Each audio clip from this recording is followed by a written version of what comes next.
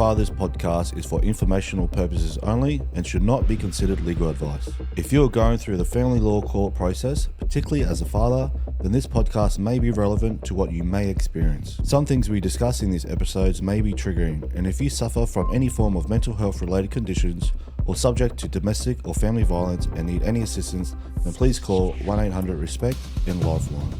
The views and experiences discussed by people on our show are not necessarily the views and opinions of Broken Fathers podcast or their guest speakers. We strongly advise you seek your own independent legal and professional advice, as the Broken Fathers podcast will not be liable, answerable, or accountable for any loss or damage or litigation resulting from discussions on our platform.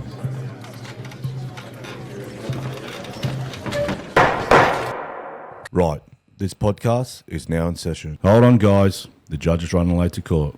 So whilst we wait, I'd like to take this moment to acknowledge our platinum sponsor, Straight Up Construction. At Straight Up Construction, they take pride in delivering high-end work across every trade.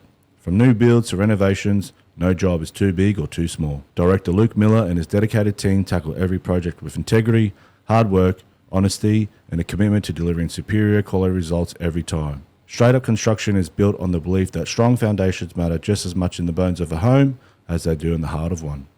Families should stand strong, and every loving parent should maintain their right to be a part of their children's lives. Straight Up Construction believes that in true Aussie spirit, everyone deserves a fair go. That's why we're proud to have Straight Up Construction as our platinum sponsor. With their support, we continue to produce the Broken Fathers podcast and shine a light on the struggles of men who have been let down by the system. Good morning, listeners and viewers, and welcome back to the Broken Fathers podcast, Australia's first and only podcast dedicated to addressing family court issues from the perspective of fathers. I'm your host, Percy. Before I introduce my next guest, just a reminder, the link for my podcast merchandise is in our bio on Insta, Facebook, TikTok, or just go straight to fkvx.au. Now, on today's episode, I'm talking with Len Jessop, author of the new book, A Lethal Phobia, joined by his partner Angela.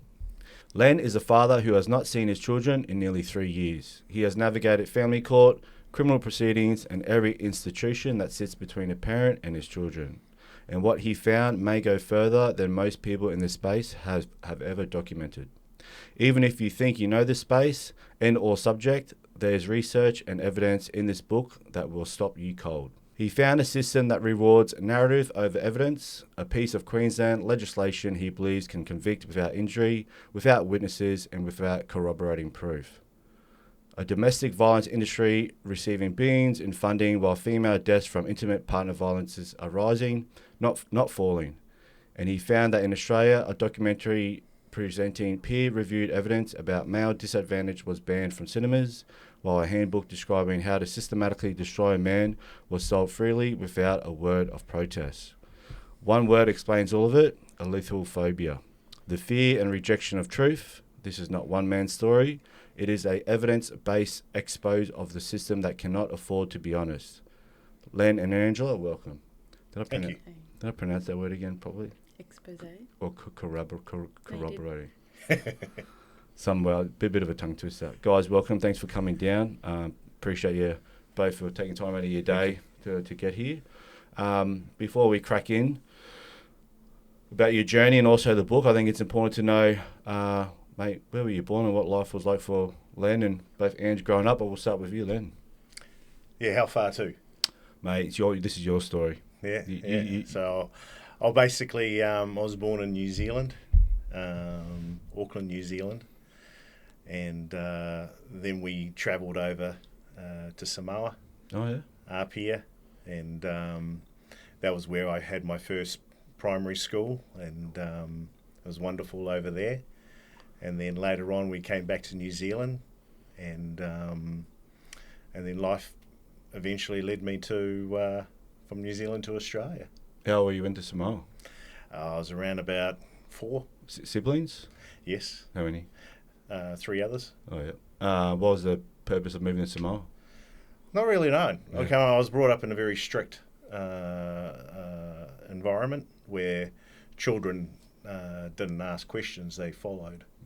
And dad was a very stoic individual, and mum a loving, heart of the family woman. So yeah, nice. Yeah, my grandfather's Samoan.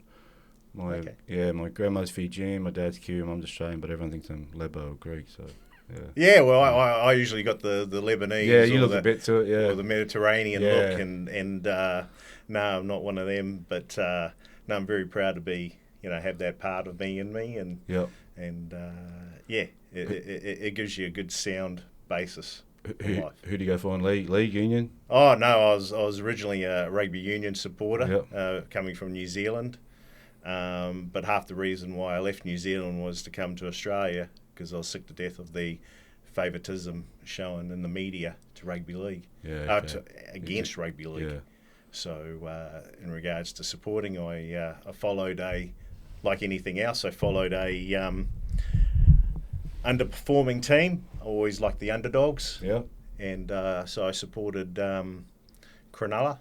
The Sharks. With Andrew Ettinghausen, and it was just like anything else. When you're a youngster, you follow speed. And back in New Zealand, the only way we could get rugby league, the Winfield Cup, was to go up to the local video store, and it'll give us a 2-hour, something like that, a 2-hour coverage of the Sydney Premiership at that time. Oh, yeah. And so ET was quite quick back in those days, and then, like anything else, I just followed through with that. Yeah, nice. So how old were you when you came to Australia? I was 27. So New Zealand, Samoa, back to New Zealand? Or New Zealand, Samoa? Yeah, yeah. So New Zealand, then to Samoa, and then New Zealand, and then 2002 came to Australia. And so when you finished high school, what was the plans then? First job or? No, it was... I basically survived school, I'd say, as opposed to dominated school. Yeah. A lot of my crew left in 92, so we had one more year, and my mum wanted me to do it. And because I come from a strict family, you didn't really question that; you just did it. Yeah. So I survived my last year, and there's always positives to whatever situation you're in, and formed some really strong relationships back then. Yeah, nice. So when you first moved to Australia, where'd you go? Brisbane? Sydney? I was always Brisbane because in my tertiary studies, when I was doing my tertiary studies, I kept on coming over to Brisbane to watch the State of Origin, and in the semester break, and basically with New Zealand there was always that thing about rugby union. So with Brisbane, it was a rugby league town, all the rest of it, and Lang Park was always great to go to, and I went to the 10-10. I remember that, pouring rain, and people getting taken out of the stadium because they're suffering from hypothermia, and it was that was before it got developed. And I said, New Zealand had a smaller employment market. You had to obtain experience, and if you couldn't get that, it was a catch-22. You finished your studies, but if you haven't got the experience, you wouldn't be getting a job. So it was like, oh well, I'll go over to Brizzy and without a job, and just work my way up from there. Yep. And what your first job here? First job was a teller. A teller. I never worked in banking. Oh yeah. Yeah, so I was a teller, and I worked with 4 other ladies, and basically there was a bit of an environment, but it was a starting block, and like I said, I've always preferred to work at the very bottom and then understand the foundation and then work my way up. Okay. Just a plugger. Yeah, right. Yeah. How long did you do that for? About a year, and then the boys, the lending boys, basically said, we should get you behind the scenes, and then I became a loans clerk, and then from there I became a residential lender, and then from there I basically then became a junior account executive in property. What bank was that with when you first started? St. George. St. George. Yeah, so St. George. Because I knew of the rugby league, unlike every other institution that supports the corporate sports like Union and AFL and cricket, St. George was affiliated with rugby league, so it was kind of like fate. And because it was opposite Cronulla, I knew that it'd be close by if I had to do training in Sydney. It was all because of the league. Yeah. Well, A lot of people forget that St George or Illawarra, they've got the record for 11 straight premierships. Yes. You know, Yes. so yeah, everyone talks about Penrith and hats off to them, but yeah, Illawarra, I think was it in the 70s or something? They did 11 straight. This is where the Probably rivalry your comes. vote, yeah, okay. And the rivalry comes because, and a lot of people thought before it was 10 years in a row, but it's actually 11. And it was because of the rugby league at that time had unlimited tackles. So if you had possession, you could basically, so if you had possession of the ball, you basically dictated. Just kept going. And because of what was happening with St George at the time, Cronulla came in and stopped it. So the moment Cronulla came in '67 with Penrith, they stopped St George winning the premiership again for the 12th time, 13th time, whatever, in a row. I just learned that. Because they took some of the players. Ah, okay. Yeah. You haven't got that whole market to yourself. Yeah. So yeah. So I was mad researcher on rugby league back then. Yeah. And the rest of it. Well, I'm glad you didn't follow the Broncos because I hate Broncos. There's a bit of a soft spot when I go to yeah, Lang Park. no. There is a bit of a soft spot because, Brisbane's given me a lot. Yeah. And I never forget. So you're Queenslander? No, I'm New South Wales So supporter. that's good. Same. Because of because of Brad the Phillip for me. Cronulla. Yeah, And the thing was that I actually felt sorry for Queensland back in Back 2000 and year 2000 Blues because they got dominated. beaten by 50. Yeah. And the supporters started to go to AFL. Oh, did they? There you go. And Queenslanders don't like losers. Also because the Lions were winning. That's right. They don't like losers. They like winners.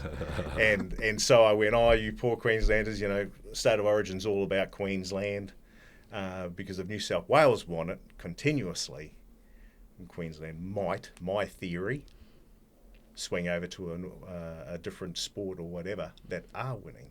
Yeah. So Queensland continually need to win Origin. This is the theory of his. Well, it's just that we're better. Who do you go for? Queensland. She's Queensland. Broncos? No, I don't go for Who do Broncos. you go for? Well, I don't really have a team currently, but I used to go for Canberra. But yeah, Why did you go for Canberra? I don't know. Yes, I do. Malmeninga. That's how. Yeah, that just shows my age more than anything. My dad was a rugby league referee growing up, so my life was rugby league, and then I went off it for a long time until I met Len. Yeah, okay. So now it's my life again. A super coach. Yeah. I'm pretty outspoken. I think you kind of figured that one out pretty early. I'm pretty outspoken. And I basically said to a degree that they got to keep the money flowing. And basically in regards to the Origin, I've always questioned some of the selections, and I go, well, it's got that. I don't know if you've heard of that basketball game between the Washington Generals versus the what was that great basketball? With all the skills. The American team, what's it called? Globetrotters. Yeah, Globetrotters. And I said, is it the Globetrotters again versus the Washington Generals, which means Queensland's going to beat New South Wales. Because they pick a bad side. Because the Washington Generals haven't picked the right side, so of course they're going to lose. It's just by how much. Do you know what I mean? Yeah. Because you look at it and you go... It's a good theory. Well, it's a theory, but it's like, well... Why would you have that player? He gets dominated in club football, but you still pick him because there's a lot of politics in the New South Wales selections. And so then no one likes to hear that kind of stuff. I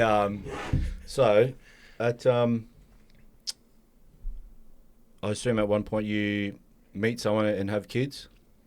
Yeah, no, I sure did. Shall we start on that chapter? Yeah. Hey guys, just a quick shout out to our gold sponsors. MCH Industries are a mining maintenance specialist company supplying solutions to the coal mining industry in the Bowen Basin and regional New South Wales. They supply superintendents, supervisors, leading hands, diesel fitters, tyre fitters, auto electricians, HV electricians, and trade assistants to assist.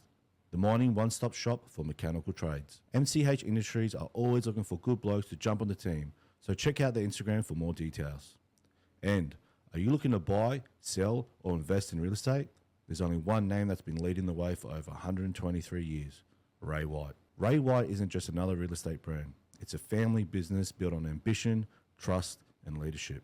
Today, it stands as the largest real estate group in Australasia, connecting people with homes and investments across the country.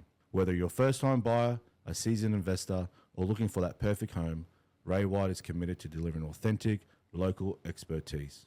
Because real estate isn't just about properties, it's about people, communities, and futures. And when it comes to trusted leadership, meet Alex Ilyan, an ex-Army veteran turned dedicated real estate agent.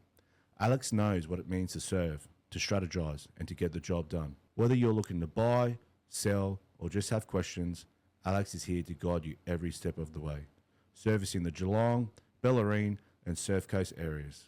Ray White, the name you can trust in real estate. You know, it's a chapter that A big chapter. it's a big chapter, and it forms a big part of your life. You know, I was affected for a big period of time, and at the end of the day, you know, when I look back, there's some fond memories. You know, of course, there's no doubt about that. I just made wrong choices, and I got no one else to blame except for me making those wrong choices. You know, that's what an adult does. You know, and well, I believe, and so when I look back, I only remember the good parts. Yeah. If you don't mind me asking, how did you meet your ex-partner? Oh, we kind of like worked in at a certain particular place. Yep.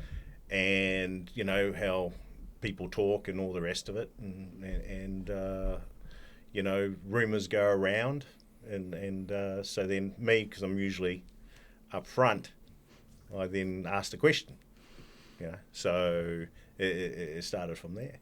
Yeah, and how long were you guys together before you had your first child? How many children do you have, sorry? Oh, I have a couple. Couple, yep. Yeah. So, but the first, you know, we went probably, you're looking at 16 years in. Oh, yeah, wow, okay. Yeah, so, you know, there was different, look, you know, communication is a key, and people have different versions and everything else like that.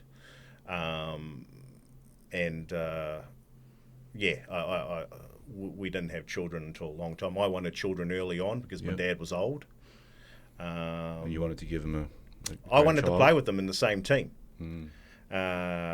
You know, and that was one of those things. You know, league people, they have kids young. Mm. You look at it; they're always around babies, and or you know, you want to play with them in your same team, and so you know, the earlier you can have them, the more likely you're going to play with them.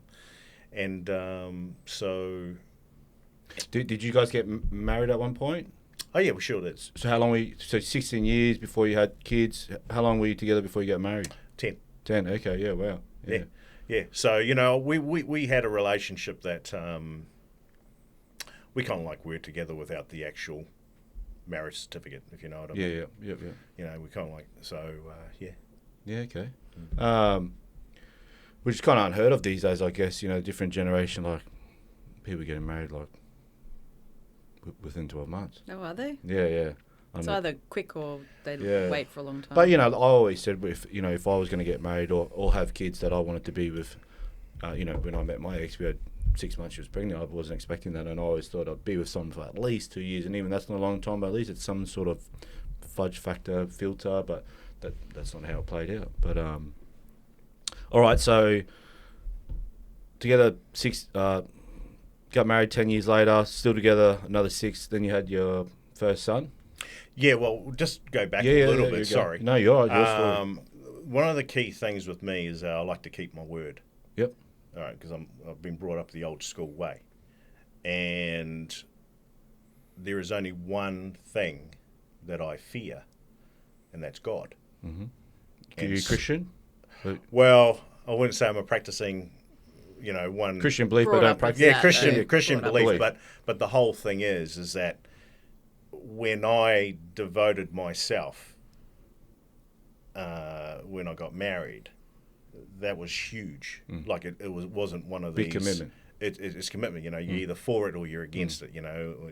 And you know, I did my vows in front of God, and I and because I have that belief, you know, I would do anything possible to make sure I kept to those vows, because I view them higher than the human aspect of it all.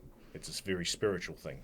And so when things were happening that weren't favourable to me, you know, you're kind of like, because you're being brought up and say, well, you know, you made your bed, you lie in it, you know, and, you know, you got to do whatever you need to do. You need to compromise. You need to think, you know, all this kind of stuff. You're kind of like, when you stand back from outside looking in, you know, you're kind of like trapped in a bit of a way, because you've gone, well, hey, I just gave my promise that for thicker and, you know, for better or worse, all that kind of stuff. That's very important. It's not just, oh, yeah, something hasn't gone my way, I'm out of here. And I believe, and once again, I'm going to be outspoken, I believe today's culture makes a mockery of marriage. I agree, yeah. And they put on stupid shows. Yeah, maths and... Yeah, which basically just rubbishes the whole commitment and digging in and working as a team. You know, it becomes all individuals as far as I'm concerned. And I came from not from an individualist viewpoint. I always came from a family that you're like a unit. Like, that's where the Pacific Island background comes, where you're a family orientated. I want to know this. I was speaking to someone the other day about, I want to know statistics in regards to islanders, like say Samoans, the divorce rate. Cause you don't, I mean, I could be wrong, but you don't really, is the divorce rate high in the islander culture? Can't imagine. I do not know. But sorry, I was speaking to my partner about this the other day in regards to marriage these days, and, you know, it doesn't have a high success rate. And, you know, I think social media's played a big part, you know, probably some other factors. I'm not too sure. I haven't dived right into it, but, you know, maths, I mean, how many seasons have they had, and how many successful marriages? I think they had one in the first season, and but that's it's not it. really like, marriage. I know, you know, but it's an example of what society's like in a broader sense, though. Yeah, the people was like, there's always an option to get out or find something better, rather well, than that's commit right, to the thing you actually said you're committed to. Yeah. Plan B, Plan C, is there temptation in the background? Yeah, there's no real commitment or, longer view. It's always... Yeah. Which we agree on. Yeah. One thing we agree on. We don't agree on everything. No, we definitely don't agree on everything. And that's the beautiful thing about it, is that, you know, with Angela, you know, we talk about, we forever talk. And we talk about a whole bunch of different topics. And, you know, she can basically agree on believe in one thing, and I can believe in another. But at the end of the day, even though we disagree on things, it's okay. The love and dedication and care for the other person is still there. Yeah, there's no my way or the highway. Yeah. And it can be confrontational in regards to the topics that we talk, because I can talk about nearly any controversial topic, and so it's harder for Ange. But at the end of the day, our relationship is not disingenuous, it's real. And I really appreciate that. Nice. Yeah. So sorry, we had your first son.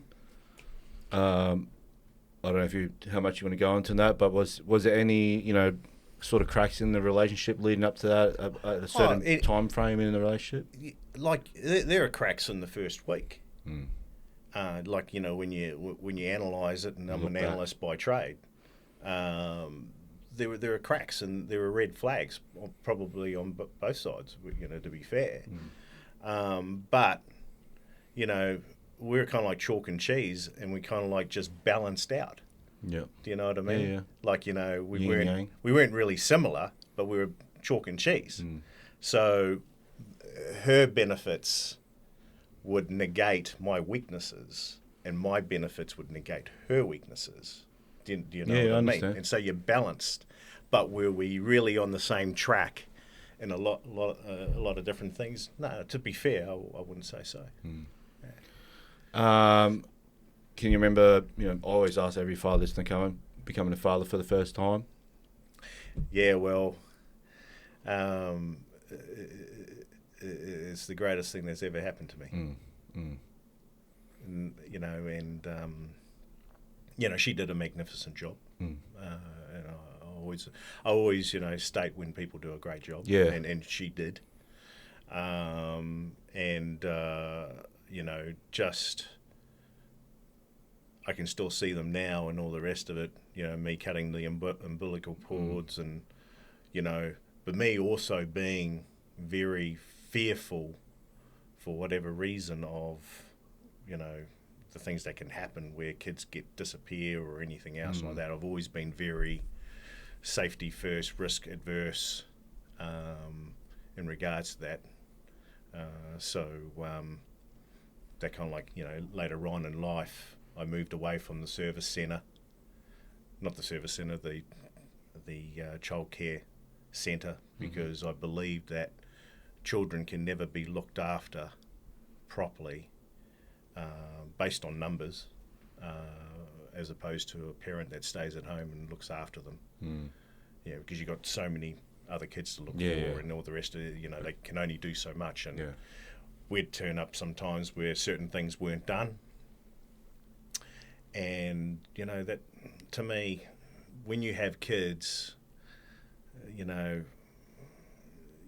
they come first. That's just me. And that means you go backwards. You do, because they need you. And I guess that's a bit different from a lot of people where they're forever trying to, like evolution, they're trying to forever increase or improve themselves. And for me, it's more a consolidating period, because they need, and then once can talk and all the rest of it, then you start worrying about yourself and your career. That's the way I believe in, anyway, because there's only a short period of time. Really, when you think of it, and then when you grow up later on, you can look at the mirror and you go, well, I did the best I could. And what's the time distance between having your second child? No, twins. Oh, really? Oh, wow. So we had twins. What was the time gap? Minute. Oh, wow. And we had them, and that's what I mean. She did a magnificent job, and I was always I remember going to a concert with her, and I was very protective, you know, because she was showing and all the rest of it. And so no, it happened, and so instead of the normal family where it's usually one, we had two, in different sexes. So you know, it was challenging. You know, any parent, you know, it's challenging. And you know, all I recall was that many other people had children, and not to stroke, you know, a bit of arrogance or anything, but usually whenever we went to parties, we'd be able to put one down. The only reason we couldn't match the other parents was because we had to put two down. But they're the best things that ever happened to me. The birth of the children. And what was life like adjusting at home, first time parenting with twins too? Yeah, well, that was, you know, and my dad died soon after. Yeah, so, you know, he basically, there was a Skype video that we did, and he finally, because I'm the youngest of the family. And where was he living? NZ? New Zealand. Oh, okay, So we had a Skype, and you know, he was able to see them, and I can still see him reaching for the kids, and I was just glad that he finally saw them, and then after that, you know, it wasn't too much longer, and he passed away, and and so, you know, she did a great job looking after them, because I obviously had to go to New Zealand. So is your mum still alive? Yeah. Back in NZ? Yeah. The heart of the family. Yeah, the old mother. So, a wonderful, wonderful person. So where do we go from here, mate? You've had your twins. Unfortunately, your old man's passed away. What's life looking at from here moving forward? Well, the career, like I was my working career had you know, just been a trajectory up, and so I was basically concentrating on that, and I was in, writing to executive credit committees, strategic papers, all the rest of that kind of stuff, so there was a bit of pressure there because I'd gone to a new organisation. You had to start from the bottom to a degree on the systems and everything else like that, and at home you got kids that need attention, etc. But and so I eventually just went, what? I work with cash flows every day of the week. I'll figure this out. And so I basically implemented a few strategies to make sure that we never went back financially. And if anyone basically missed out, it was me. Because you're basically making a conscious choice. And that's what my family was brought up on, was to be selfless, to help the other person. And that's a very underrated trait, I believe, in today's society, where it's a lot about me. We were brought up in a different way. So, is that aircon smashing you real quick? I think it is, isn't it? And you should just say what you did then, which was to actually stay home. Yeah, no, that's Len. It is a little bit cold. Yeah, you just tell me, because I don't want you freezing to death on me. Look. No, you're making it colder. I've got to drop the...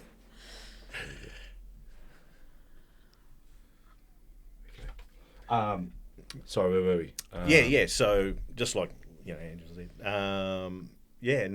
So once I did that, because I believed the kids needed a person at home to look after them.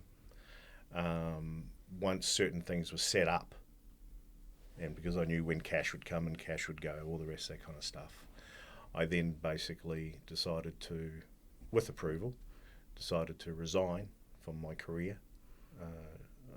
Even though I was on that trajectory, I resigned, and I basically stayed at home. Dad. For a couple of years. Yep. And basically made sure that they got the foundation and everything else that they needed to. And I tell you what, you tell me many men, or even women, that would sacrifice their career for their kids. Yeah. There wouldn't be many. No, it's the first one I've heard. Yeah. It's one of those ones where, like I said, because I worked in cash flows and I knew when the big bills would come and all the rest of it, so I timed it and I used the tax system to do whatever it needed to do to our benefit. And if there was, because I work in risk management and all the rest of it, I basically had mitigants. So in a financial sense, we never went back. Now you tell me, when you lose a good income, you tell me how many families out there don't go back. That's near impossible. But because I prepaid a lot of expenses 12 months in advance, there was no outlay needed, if you know what I mean. Well played. Do you know what I mean? Yeah, So I remember walking, because I vividly recall walking from Lang Park, and what had actually happened in that stage was a certain organisation was, I felt, trying to convert me back to rugby union. So they were putting me up in the corporate box. Well, I think I went to about 5 or 6 games, and they'd even pick you up from your house. True. And because they knew I was a leaguey, and I'm in the corporate field, so I'm a bit different, because league's just seen as a lower class sport in the corporates, right? Only St. George is really the one that's been recently. And, I just went, we're just as good as any other sport out there, And so, but I remember walking home, because I needed to make this big decision. And when I'm walking home from Lang Park, I basically figured out, okay, this is what I need to do. Yep. And so that's what I did. And I tell you now, it was then the hardest 2 years of my life, but it was very, very rewarding. Just staying at home, Dad? Yeah. Yeah. Very, very rewarding. I'm the youngest. The only ones I used to look after were the dogs. Like, they looked after me.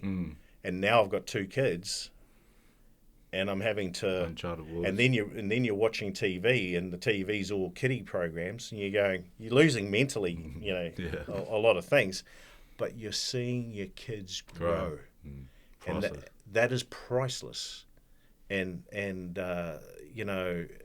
people underestimate that, because when you grow up later on, you wish that you'd done that. And who were you satisfying? People that seeing you buy another house or anything else? Like, who are you really satisfying in the external part? And a bit of the stuff that's in my book is where I basically say that your internal satisfaction, the man in the mirror, is a bigger satisfaction than public reputation. Because public reputation is, if people like you or if they don't like you. But if you basically have that internal strength that you can look in the mirror and go, hey, I've done whatever I've done, I didn't hurt anyone, blah, blah, blah, I'm a good person, blah, blah, blah. That's all you need. And you know what's right and you know what's wrong. Yeah. That's the big part, so, yeah.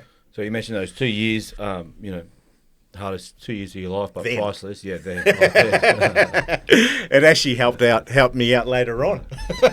Well, what happens after that 2 year mark? Well, then I went back into work because now you're getting to a stage where they're going to be nearly entering school. Yep. So now they can talk.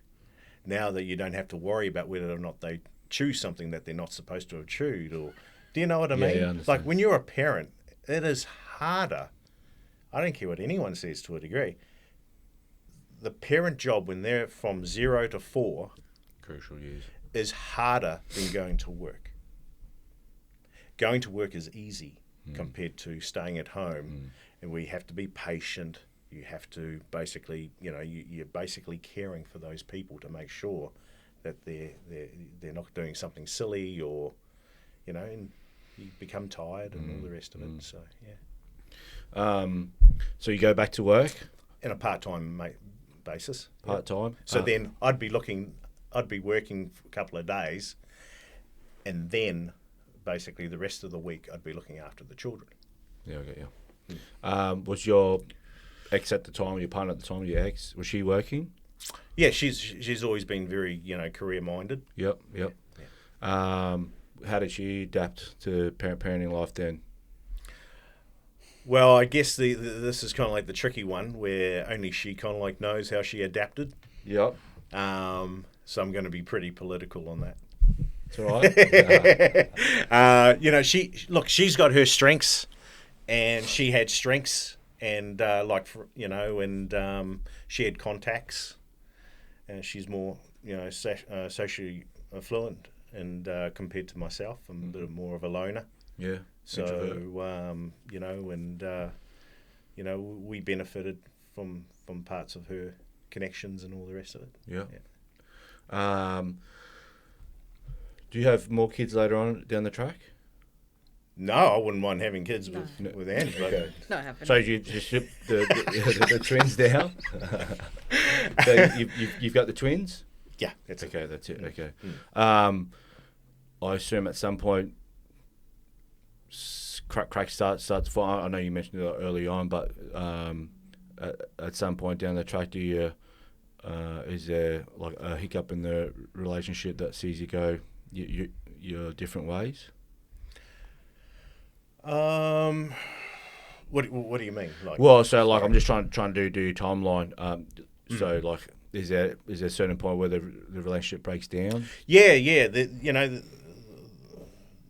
The relationship kind of like like I said, we were chalk and cheese, and so there's things that we kind of like disagreed on, whatever.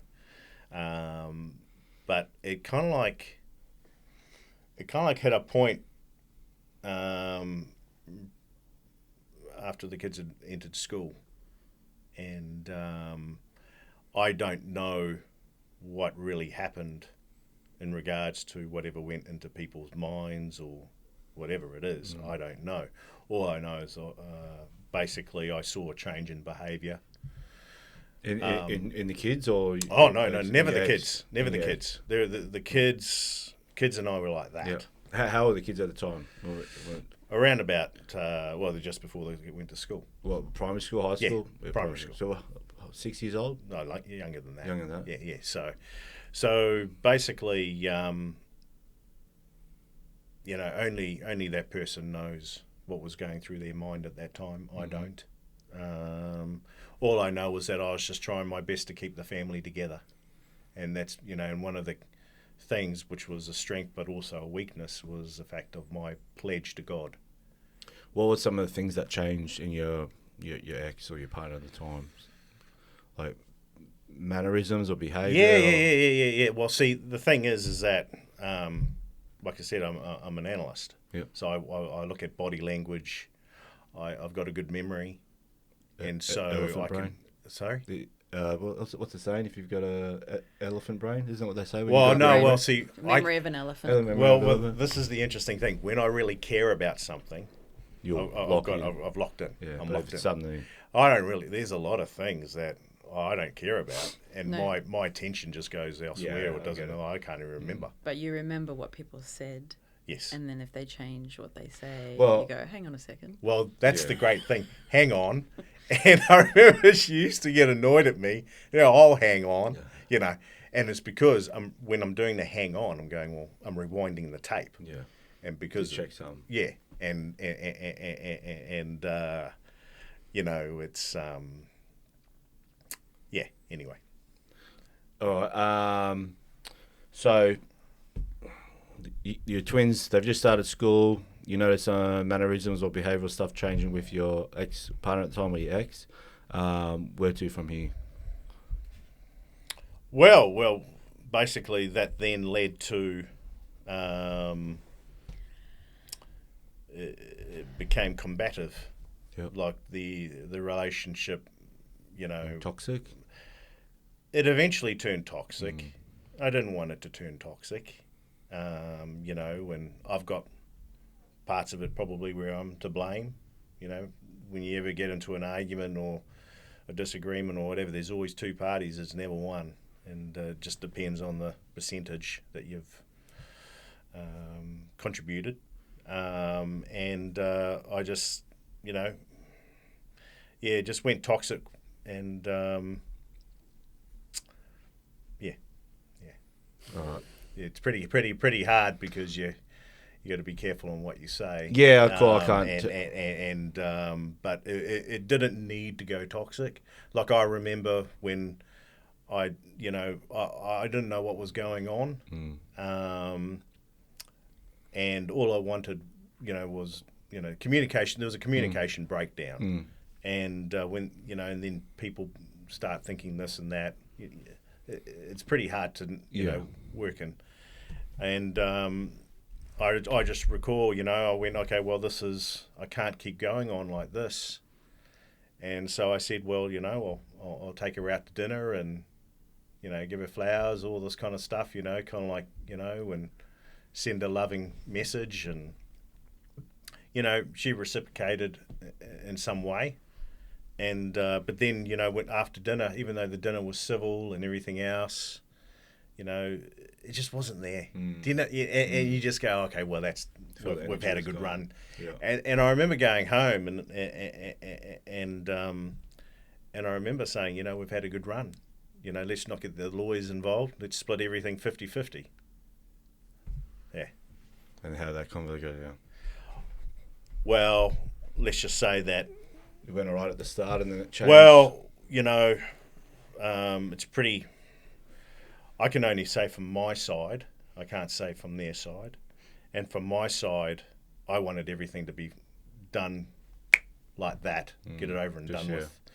And in my book, I basically put 11 recommendations where the family court, when you're going through that battle, you can actually solve it within 3 months. Yeah. But because of the money ching that the lawyers and everyone else basically earn, they basically make sure that it becomes worse than it needs to be when it doesn't need to be. If you really wanted to, we're adults, so if you really wanted to sort something out, you go into a room, you get whatever you want to bring, but you sort it out then and there, and it's over and done with. I agree. It can be easily fixed, but, So looking back now, well, at that point in time, the communication breakdown, do you know what was going on? But now that fast forward today, do you know what was the breakdown? Do you know why she changed the way she did? Yeah, well, I've got my own understandings and everything else, and you know, they would, I reckon people would know, looking from the outside in, they would know what went on more than I would. Well, I don't know if you want to talk about it. Did you meet someone else, or was it something like that, or was it just? Well, it depends on the timings, and the timings are all kind of like, you know, like I said, I don't want to be saying something that is inaccurate. From my perspective, I put two and two together. Yep. And sometimes when, you know, when there's more than, when there's, you know, you got a couple and then other people enter their lives. I'm picking up what you're putting in there. Yeah. You basically, you know, it happens all the day. Things change. Yeah, things change. Yeah. You know, and so, yeah. All right. So you get back from dinner, you have that chat. You wanted to just communicate like adults, go about business, amicable, smoothly. Obviously, it doesn't go that way. No, it doesn't. What were some of the hurdles you face here in this new chapter? When I say new chapter, this next chapter of the divorce or split, I guess. Well, see, I was told they needed time. Is that a tactic now? Well, yes. Yeah. You know, I can only say what I got told, and I got told that the person needed time. Now, I was meeting other people in regards to associated to you know, the social group or whatever, and not one of them told me what was going on. So I have more disappointment. Yeah, okay. There, you know, and that was consistent throughout this whole thing. Was there are people there that I don't know how they can look themselves in the mirror. And I'm not talking about my spouse. I'm talking about other people that so-called friends that all of a sudden disappeared, or basically, you know, I was actually quite disappointed in them. So yeah, and so anyway, a situation that should have been resolved quite quickly took years. When she said I need to take time, what time frame we're looking at before, I suppose, proceedings started or before paperwork got filed? Oh, see,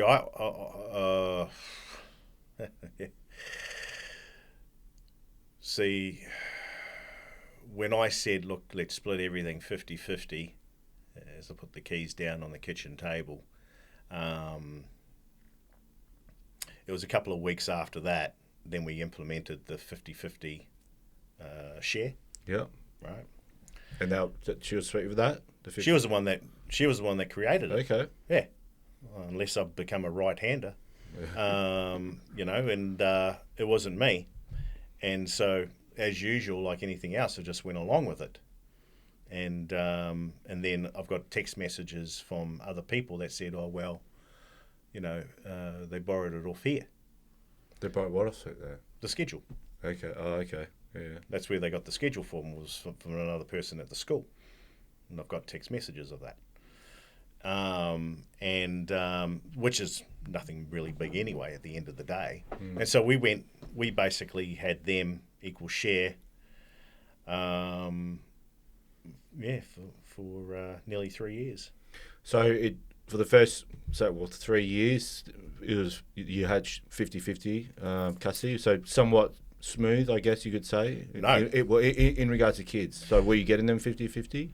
Yeah. Like it was solidified. But there was proceedings going in the background about property settlement? There were, you know, I'd say there were what you expect when things go a little bit south. Yeah. In regards to different parties and how they behaved and all the rest of it. What I feel like you're being careful what to say, which is fine. But so I just want to make clear. So you've split up, but for the first few years, you've got the kids 50-50. So that's great, right? But there's obviously other stuff going on in the background. Is it to do with finances or property settlement, or can you say? Or no, not? it's not to do with that. It's more to do with I brought them up in a certain way. The children, they've got different skills, so they're bringing up in a different way. Yep. So, for instance, I was a very hands-on parent. Yep. And so I would keep them away from devices, yep. for instance. So I would take them out to the local park. I'd teach them martial arts, street, all this kind of stuff. What year are we in now? What year are we talking? We're talking, we're talking 18. 2018? Yep. Sorry, carry on. And so I was trying to teach the children things that their peers wouldn't be taught. And so I would take them to church on a Sunday morning. Why? To teach them patience, because you have to sit there and you have to, you can't move around or anything else. You have to sit. Taught them patience and self-control. And I slowed things down, because everything, when you really look at it today, everything's so fast. And I said, this teaches you these skills. And then afterwards we go to McDonald's and have an ice cream or something like that. We go to the park. We did a lot of travelling. We'd go to Stradbroke Island, go for hikes, all that kind of stuff. Yeah. So they it was never give you an iPad and you can play with it. No. Yeah. It was more, everything was involved. Boxing, I'd bring in equipment so the kids can box, jump, all that kind of stuff. I got them into the exercising and everything else, and to get their confidence, to make sure that, hey, you're confident and you can protect yourself. Yeah, of course. That was a very important thing. So, correct me if I'm wrong, she's sort of changing their upbringing or their way, the lifestyle? Well, she's, in like I said, chalk and cheese. Yeah, okay. So she would be more traditional in the sense of what the average parent out there does. Yeah. Which is more the electronics, more the technology. Kind of an easy fix to give the children while you do something else. I wouldn't say it's an easy fix. It's just that she is more proficient in technology than I would be. Mm-hmm. So we're just basically working on... So the kids are actually well balanced when you think of it again, because the intellect through the technology and all the rest of it, I can't do. They've got. Mm-hmm. The going to the church, learning patience, learning self-control, all that kind of stuff, I'm teaching them. So the kids, in essence, get both sides. Okay. That's how I see it as. And then what happens at the 3-year mark? Because you mentioned it was shared 50-50 for 3 years. So obviously something happens. Yeah. Well, what happened was that I got charged. Oh, no. Yeah. So the kids and I were basically... you couldn't have got a stronger relationship. It was, they'd run to me every time when I picked them up from school, every time, and not walk. And you just, and everyone could see that. And, I had a great photo at the school, all this kind of stuff, blah, blah, blah. And things were changing. Everything was changing. And my partner at the time, she was talking to the kids as well, right? When you have your phone calls, just a quick 20 seconds or whatever it is. And we were all going to meet on the following Wednesday. When you say your partner at the time, so you're seeing someone? Yeah, I was seeing someone. Yeah. And so we were going to meet for the State of Origin. Yep. The first State of Origin game in 21. And because based on the schedule, so I drop them off on a certain day. Mm-hmm. Next time I see them is this particular day, and so we had that all planned up. But later that day, after I dropped them off, where they're skipping into the hallway and waving goodbye to me, everyone's happy. I go back home and continue working, and then I get a knock at the door, and there's 2 plainclothes detectives. And so, I'm going, well, what's going on here? Right? And so anyway, so I let them in, and basically I said, look, I've got this, email I need to send off. and so let me do that because I'd worked. This is interstate, so I need to send that email. And then once they basically got down, I rang the lawyer and I said, well, they just want me to come down to the station. The old trick. I actually had no problem going down to the station, and but I needed someone to be there. Yeah. Like I can't go by myself. And they said they won't be coming. And so I said, oh. As in the person you called to... Yeah. Yeah. They wouldn't want to come because I think,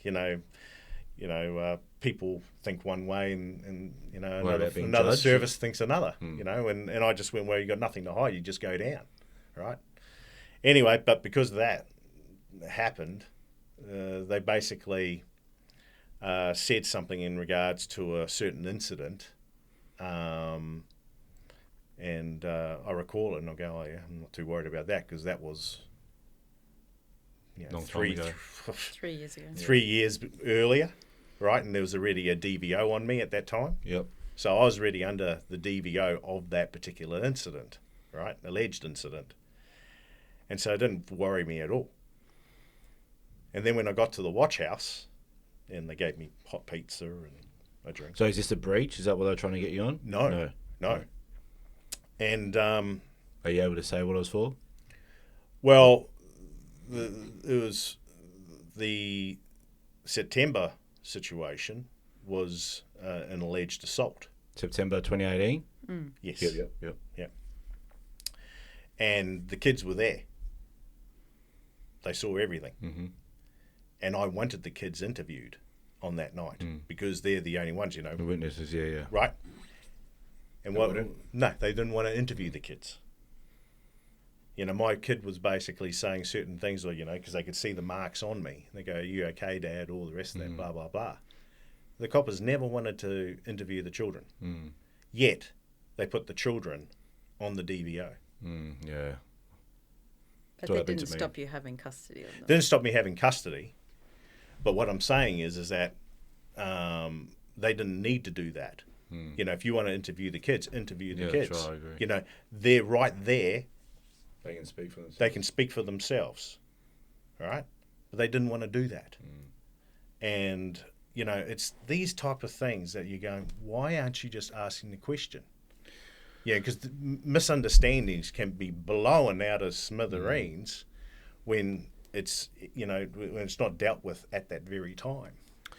I'll pause you there real quick. I have, surprisingly, I have a lot of support through cops. They talk to me. Some have left the job because of dealing with the whole DV. They understand that we're going to jobs and we know we're about to stuff up this person's life, but we're bounded by our legislation. There's not much we can do. And I had a cop from another state call me. He just said, mate, like, you don't understand how much backing you have down here. They won't tell you online, but they love the space that you're doing because they're sick of dealing with it too. This certain individual happened to him. But I had one cop tell me, and I'm trying to get him on, but he's busy, and he'll come on and say it because he's not in. He said, as QPS officers, we are trained that when we arrive on scene, that even if we believe the male is a victim, we are trained to take him away as the perpetrator. Yeah, well, that's exactly. And I said, mate, well, you can. He goes, yeah, he's just busy. I said, like, can you come on, identify your face? He's like, yep, I'll do it. So, crazy. And yeah, the lady that's coming on from DV Connect, who used to work at DV Connect for some time, it's in their training manual, their policies, that if a male calls up claiming to be the victim, you are to, I won't say coerce, you are to, what's another word for coerce? Convince that they are the perpetrator. It's in the training manual. That thing of what did you do to cause that person to be upset? Yeah. It's like, what? Well, see, the thing is, the history is that I was the first that went to the coppers. I was the first. Yep, I've heard this story a lot. And when I went and saw these people, and I've got the evidence to back it up, when I went and saw those people, they didn't do anything. Yet, I go over, and not only do they come out of the woodwork, they then basically put in something that's ridiculous by putting the kids on when there was no situation. It was a mum and dad disagreement, all the rest of it. One's completely, like, I've got scratches all over me. All right. Minor injuries. Yet I get done on that. Yeah. Yet when I had evidence of other stuff, they didn't have the courtesy of even writing up a report. Yeah, I know that situation. Do you know what I mean? And that's why I mean, you go and do your due diligence, and you look at the history and the timings. You go, well, why didn't that person do whatever they needed to have done? They've just made it worse, you know. Yeah. So it just showed to me, well, it was perceived, I perceived it as one rule for one and one rule for another. Yeah, I agree. You know, the whole DV space, it needs change. And, you know, I'm guilty. I've had two put on me. Beat one, just had another one put on me straight away. But I'm guilty in the past, before I end up going through this chapter, if someone said, oh, that guy's got a DV on him, I'll woman bash her. I'm the first one to put my hand on. I'm guilty of doing that. Now that I've been through it, I'm like... Yeah. Well, this is... See, the DV space... See, the thing is that I'd never heard of domestic violence. The only one I can recall from domestic violence in the movies was Once We're Warriors. Yeah. Which is serious. That's serious domestic violence, right? And a lot of it's... When you look at the studies, and this is where I get into trouble because I tell the truths. When you look at the studies, the main reason for DV is either financial pressures or alcoholism, or basically those are the main two. Those and basically, so if someone's basically, and when you look at the Once We're Warriors situation, they were poor. The guy lost his job. Poverty, You know, and they didn't have much money, and they were drinking a lot of alcohol. I hardly drink, and we had money. Yeah. You know, so, and you even look at the ages of the statistics. I was 42, you know, in regards to certain different laws where the average is 32. But people don't want to dig. See, and that's what I do. I dig. And they don't want to dig because the unfortunate truth comes out. And with DV, when I got charged with it, I started researching DV. And everyone that I've come across in all the years, and I've asked a simple question whenever they're talking about DV or anything else like that, who's the first person that created the first DV shelter? None of them say a word. They do not know. Yet, they're supposedly are trained on DV, and they can't even do the basic 101. So then people like me are seen as a threat to the system, because I do know who the first person is in England, and I do know the history, and I do know that pop up online, yeah. I do know what she says, but it doesn't fit the narrative.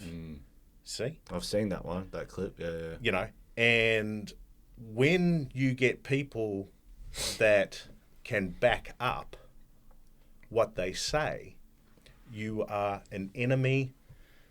And then the other enemies connect because the narratives are all connected. And then you become an enemy of the enemy. And that's how a lot of them who don't like each other just gang up because they can't confront you one-on-one. Do you follow the Tin Man in the UK? Yes. Yeah, I've spoken to him. He's going to come on at some point. Oh, that's excellent. Yeah. So what's crazy is my... I might as well say it now because this will come out in 2 weeks. My partner's going to announce it this week, but her charity's finally registered. So she's got an ACNC, Men's Emotions Matter movement, and she wants to be the first to do a DV shelter for men in Australia, because there seems to be a lot of DV shelters for women, but there doesn't seem to be one for men. But by the time this episode comes out, that will already be out. But they used to have one, but I think it's shut down. Oh, really? Yeah. I didn't know that. Yeah. I think it was in Victoria. Yeah, okay. Yeah. So, but the whole thing is that with the DV, it's such a massive industry. I agree. And I believe it's... Sorry to cut you off. I had a mate, Pauline Hanson said to it, and I had an ex-cop mate. Sorry, he's still a cop, ex-army. He told me, mate, don't talk about the DV on your podcast because it's a big cash cow. They'll come for you. And it is. They've already come. Yeah, I know. They're probably coming again. I know there's genuine DV out there. We all know that. But in my opinion, there's more fake DV out there than there is genuine. And when I say fake, because people are using it as a tool or tactic to gain advantage, whether it be in family court or financial gain touch on this. This book which will get me into trouble one way or another. You know, this book basically in here, and have a look at the back page, and you can see basically you need a host. So I'll read the back of the book for the viewers at home listening. So a lethal phobia, a fear or dislike of the truth. Most people believe the systems around them exist to protect, to serve, to deliver justice. Most never question what they are told. But what if that belief is the illusion? When one man began to look beneath the surface, he discovered something far more unsettling than chaos or incompetence, a system that works exactly as intended. Not broken, precise. A machine designed to feed on the vulnerable, safeguard the institutions, and maintained by those who profit most from its design. What follows is a journey through betrayal, sacrifice, and quiet endurance. From courtroom shenanigans to the emotional toll of defending one's children against institutional indifference, this is a story of survival within a structure that benefits the powerful while consuming the vulnerable. It is lived experience of confronting a lethal phobia, the fear of rejection of truth in a world that whispers you can't handle the truth. And there's a diagram in the back here. It says, attack the high income earner father. And there's a gentleman sitting here on a big cache of money, and then there's some arrows pointing to pharmaceutical industry, medical industry, domestic violence industry, counsellors, services that benefit, supervised service operators, family court services, legal fraternity, and the police force. That's a very good. They diagram. all benefit. Yeah, I agree. That's the ALETHOPHOBIA. See when you do your due diligence on the system and the funding, and that's in that book, and you look at the rates of deaths per 100,000, there was trajectory that was going down. Now, the last couple of years, where there's just been a massive amount of money being directed towards it, it's actually got worse. So what's going on?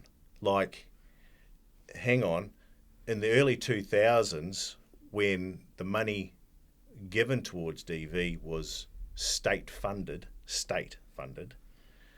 it didn't start hitting until, I think, 4 or 5 years. Actually, I'll basically pick it up so I'm not wrong. But what it's basically happening right now is that, and I'll show you here because it's in this book, have a look at the years, and you look at the funding, and then you look at the different social events. Gillard's name in there.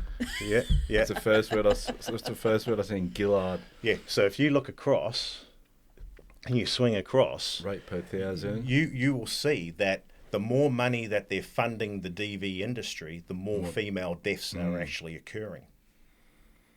Crazy. DV's not going down, it's going up. And why is that? And so in that book, I basically explain the reasons why it's going up. But the problem is that instead of fixing the problem, they call it a broken system. But they kind of like know what needs to be fixed. But because of self-preservation, institutional preservation, they basically turn a blind eye,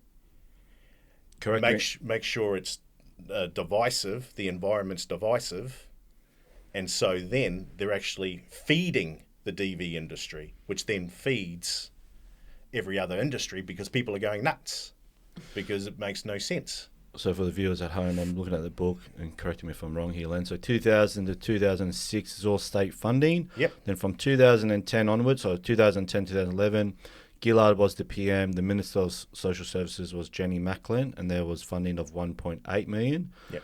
And I won't go through the years, but that was 2010 to 2011. We're now 2023 to 2024.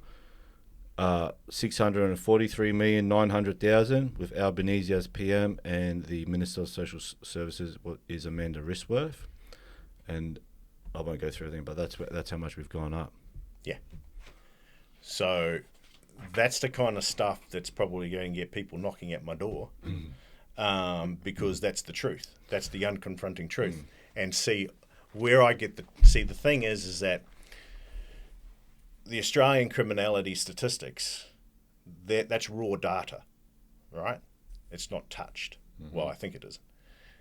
What then happens is that the other side, which I'm talking about the anti-males and all the rest of it, get that data, and then they probably strip away stuff, they tweak it. I'm an analyst. I used to have to write submissions where a negative situation had to become a positive. I know that, all right? And so that's what they do. And then when you go through the algorithms, it has been told in the algorithms itself that only certain data is selected when they're providing an answer to a question relating to DV.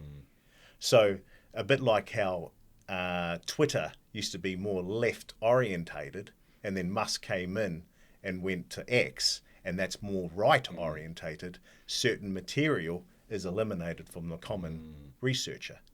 And it's only if you know, then you go, well, no, that's wrong, and you basically are having an argument with AI because you know that you know what you know, and then eventually it concedes and goes, yes, you are right.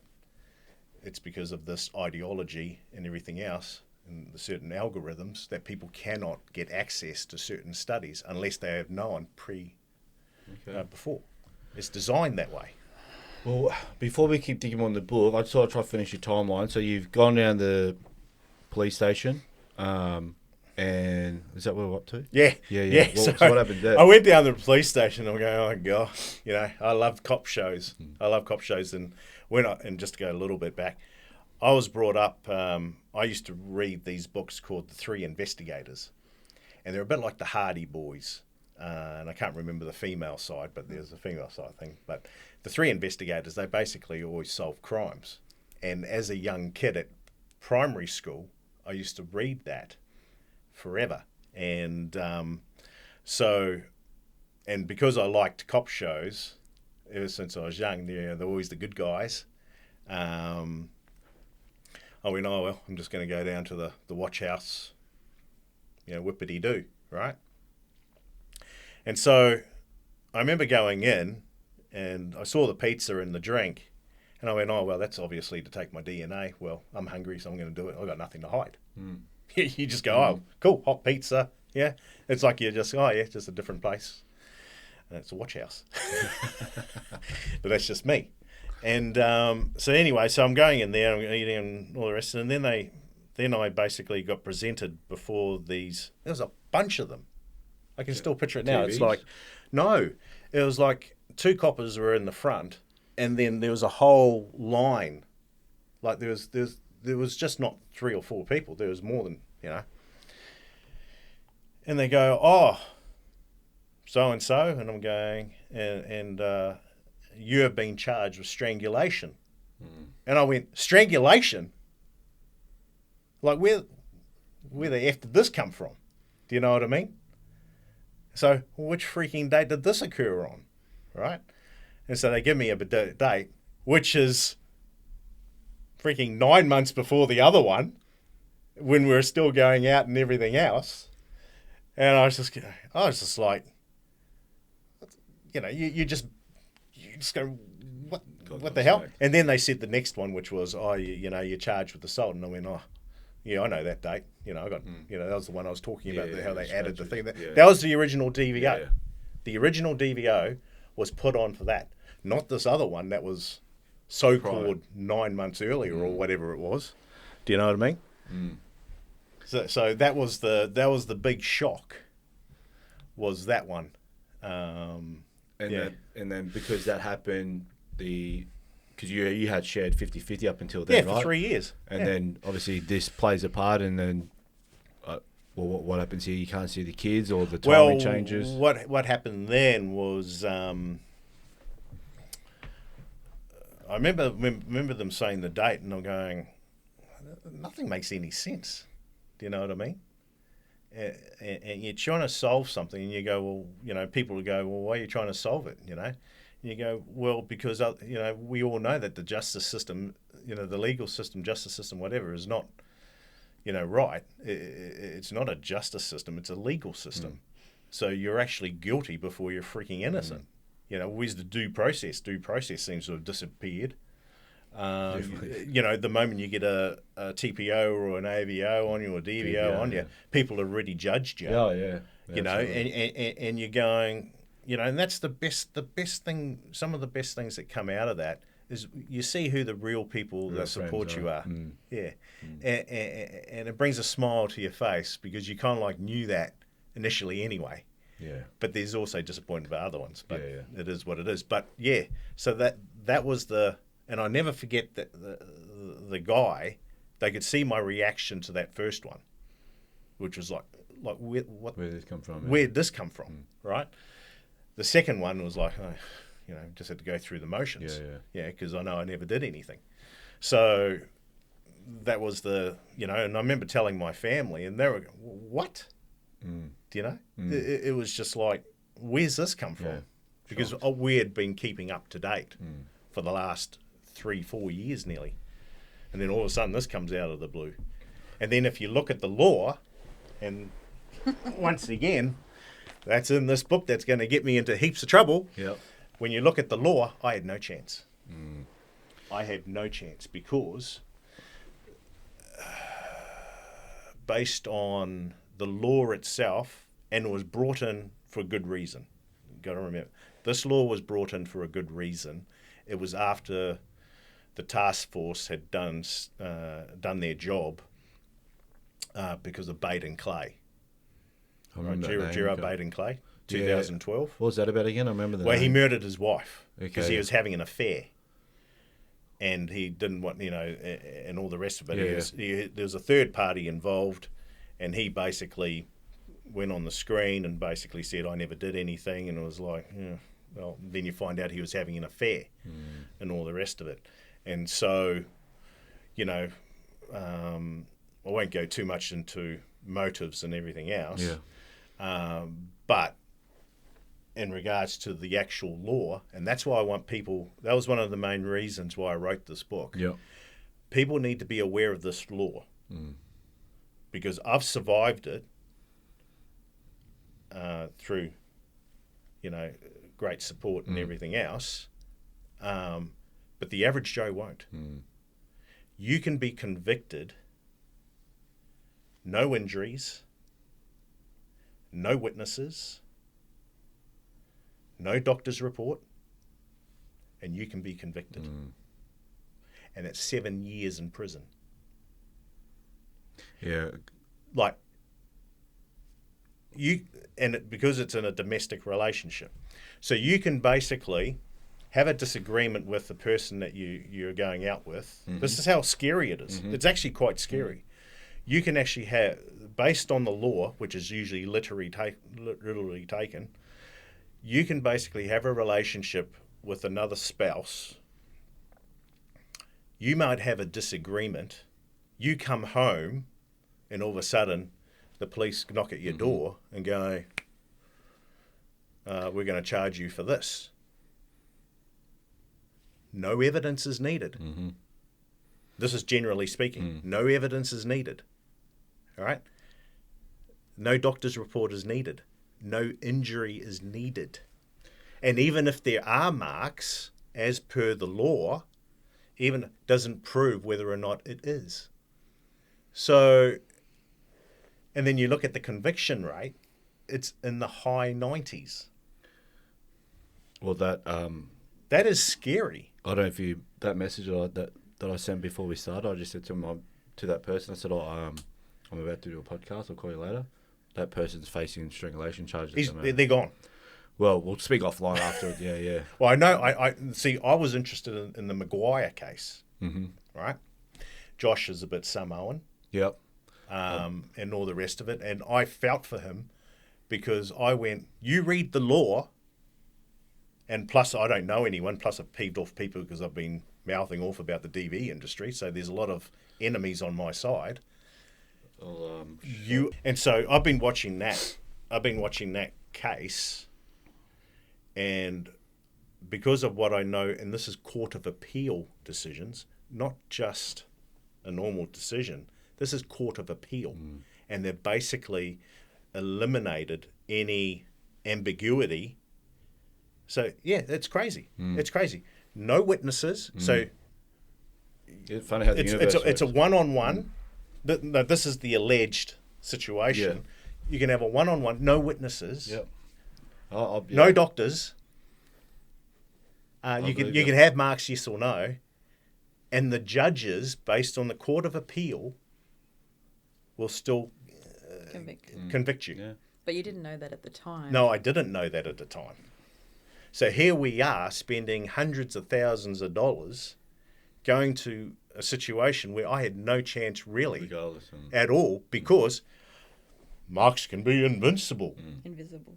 Invisible. Oh, that's pretty amazing. I'm invisible now, but someone did it to me. Yeah. But this is law. Yeah. No, I believe you. And this is the scary part. And like I said, because I've been outspoken on DV, you know, I believe I was targeted. No doubt. No doubt. So how did this play out with your court proceedings? Like, obviously, Family court. Well, see, the family court, you yeah, know, they would have brought it up, I assume. Oh, of course, you know, everyone's kind of like, you know, Big bad don't monster. don't worry about, you know, who the person was that brought up the children and, you know, was the protector and, you know, made sure that any bullies at school got done for and all that kind of stuff. Don't worry about that. No, we'll just go on the certain narrative that, you know, this and that. No one wanted to know. They all were judges from afar. But if you go in and you check for yourself, you do your due diligence, you know, it's confronting. And so what actually happened was that the legal system was, they had their hands tied. The police had their hands tied. You know, given the environment out there, the social environment out there, the you know, the money being poured, the advertisements, everything else like that, and you basically it's like 1,000 people on one, and yet we get told, oh, we shouldn't be bullying people, you know, until, you know, this and that. And that's where I remember forever through my life, I got told perception is reality. And I said, no, it's not. Perception is a lazy way of you basically with your prejudice and your bias. And you see someone like, say, for instance, I see, you know, people see people with tattoos or something. Okay. Oh, yeah, they're rough, tough, all the rest of it. Some of the kindest people have looked that way. As opposed to some of the cleanest people, the meanest, are dirty inside, like they're dirty, but because they're popular and all the rest of it, everyone just goes along with the game, and so I lost track of where I'm going here. Perception is reality. When a person walks through a door, straight away, they will have a perception of that person without even knowing anything about them. They will like them or dislike them or don't care or whatever. They've already formed that basis. And that's where people go off as, I'm too lazy to know this person, so I'm just going to basically stereotype them or basically say that's what they are. And that's because of all the upbringings, all the way that's been taught to them by other people, all the rest of it. Yep. And so I promoted this formula, this IP formula, where I say, if you really want to know a situation in a better way, then perception is reality. Use perception as your base. There's your base. Now add the context, historical, current, behavioural, all the rest. Add that context in. All right. Now you're starting to understand what this person is or the situation is. When you've done that, then add in cui bono. And cui bono is a legal term which basically says who benefits. Then you basically put the cui bono narrative or whatever into it. Then you can see what is more likely a true story as opposed to the easy, oh yeah, perception is reality. Because that gives you a more objective viewpoint when you take in perception, context, and cui bono, than it is if you just go perception. Yeah. And that's where I've outlined in the book, put the context in. If you want to get involved and you want to know the situation, don't go bullying other people just because they've got these things on them. Do your DD. But they don't want to. Because if someone's got a DVO on them, if you support this individual that's got a DVO on them, you are then socially isolated. There is a massive social risk. Oh, you support thuggery and all this kind of stuff. But if you go and play Switzerland, or you go and say, well, that person's a thug or whatever, it's socially acceptable. Come to us. Do you know what I mean? But if you basically go, no, I don't know the situation, I'm not going to comment on it, I'll go and ask him myself, you're more likely to be more respected in my eyes than, let's just go along with the flow and believe one side. And that's the whole thing. There's always more than one side to it. And I've never had a problem with anyone if they've come from a different side, because I've always believed I'm actually quite fair. And that was illustrated when, even though I'd looked after the kids in their early years, and even though this and that, I said, well, we've had a good run, let's split everything 50-50. Yeah. Because it's fair. Yep. So how many years in family court did you do? Well, this is another one that ALETHOPHOBIA came up. No one wanted to recognise that I was the first one that put the first submission in, because I was getting tired of life not moving on. Yeah. And, once again, no one really cared about that. I'm trying to move on as soon as possible, and I've got the evidence, but the narrative is against the evidence. The emotions are against the evidence. Emotions always win. So 6 years, wasn't it? Well, that was 6 years. Yeah, well, I did it in 19. Wrapped up. And we didn't finish until 24. Yeah, wow. Right? It lasted longer than That was a bit different from let's split everything 50-50, back in 18. The other side. Which is, draining. I lasted 3 years, I was broken. But see, the thing is that I don't have and I've got it, people look at me weirdly in a certain way, but the system to me is the issue. And because if they can't figure out what's going on, then they shouldn't be in the roles that they're in. Because to me, even in hindsight, after writing the book, okay, it makes sense. But then when you do an overview, which I do a lot of the times, if they used common sense and all the rest of it, then these people don't get their money. Common sense doesn't prevail, though, 2026. No, because what happens is that, say, for instance, you get accused, right? You haven't done anything. You get accused. Mentally, you're going, WTF, right? So what do? You either eat more, drink more, or take pills. So the pharmaceutical industry kind of like benefits. The medical industry benefits. This is all financially. Yeah, I don't know what's going on, doc. I better go see a counsellor. They benefit.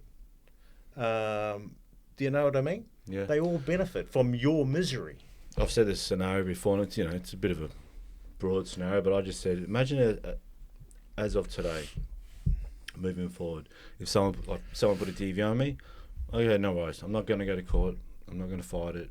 If everyone just thought, no worries, I'm not going to play this game anymore, well, who's rocking up to court? No one's rocking up to court to fight anything. Courts are quiet, and the same as family court. This is just a scenario, Imagine no one rocked up to fight for the kids or fight for the property centre, and then, courts is just going to be dead quiet. That means, judges aren't getting paid, baristas aren't getting paid, law firms aren't getting paid, family report writers, independent children lawyers. Yeah, but sorry No, to you go. interrupt. No, you go. The only problem with that theory is that people are selfish and they only worry about themselves, and that's why it will never work. The other thing is that even if you do solve it, and you look at the Australian criminality statistics over the years, assault was one of the biggest. I think Australia had the worst in the early 2000s, something like that. And so what actually happened was that the police force did a magnificent job, and they reduced the assaults to be quite low. Problem. What are they going to do now for a role? You have to actually be able to do a role, right, yeah, so you need to be paid. So what did they do? They implemented speed cameras to get the revenue flow in, right? So with the DV industry, where it was forever state funded, and you had a certain amount, and then it was reduced over time with millions invested, yes. Basically, you got to keep those numbers up in order for the money to go through. It's a bit like councils. They have a certain bucket of funds. If they don't, you see that movie Falling Down? No. Falling Down with Michael Douglas, and he goes, "What's wrong with the road? You know, I was walking here before, and there was nothing wrong with the road. Now they're fixing the road, right?" And he goes, "Oh, I'll get you something to fix," and so he blows it up because they need that funding. Yeah. And I've known people that have worked in council, and if you don't use the funding, It goes. it goes to like someone else. And NDIS as well. Similar. Yeah. And the role. So your job Is or to use whatever is then you become expendable. That's the thing. And so when I was walking through the forest the other day, and I was thinking, and I was like, you got to keep on recording the DV, right? And you'll implement certain things like coercive control and all that kind of stuff, right? And you will save a certain portion of people, right? That, and remember, DV's tragic. You save them. But the problem is, by broadening those laws, making it wider, you're actually capturing a bigger audience that you can charge who don't deserve to be charged. And really, people don't care at the end of the day. And it's quite sick because, really, everyone kind of like knows what DV is. It's They not. thought they It's did. well. That's what I mean. You treat your partner as best as you can. You don't hurt them. You don't do this. It's pretty basic. But now you can have a disagreement in a text, and then you're charged, and then you're labelled. Yeah, I know. It's. Do you know how ridiculous it is? And they know they can fix it, but they benefit from it. Yeah, I know. The legal fraternity benefit from it. They need to broaden it. And going back to that other situation with the assaults coming down and implementing speed cameras, it's economically better if vulnerable people get done over. Economically better. Because if you were to fix up the broken system, which I believe it isn't, it's a damaged system that can be fixed. If you actually fix that up, there's a raft of unemployment, and you create a recession. That's what it is. And because all of a sudden, you don't need a lot of these services or as many as you had to, because people aren't going silly or needing help, because it's like, oh yeah, that makes logical sense. So that's what they do. They actually feeds. And that's what I mean. The broadening of the laws, yes, saves this little portion, but it captures a wider audience that people were going, oh, is that DV or isn't that DV? Yeah. It's quite sad. Yeah, it is. It blows my mind how that there's people in prison right now for replying to a text message. Because, obviously DV's put on them, first thing to do, they'll message, hey, what are you up to? And they'll reply, nothing, breach. And the next thing you know, and I was just thinking, it just blows my mind. So you step back and you go, okay, say for instance, to me, that's entrapment. That's entrapment. It's You should be charged. Entrapment is basically even when you're recording people without their knowledge, that Queensland allows. So but what I'm saying is, again, it emphasises that point. You put the numbers there, they record the numbers, that means more funding. But if they wanted to solve it, they wanted to solve DV, they've got to actually make it more common sense, the laws, and adults act like adults instead of little kids. And that comes down to accountability.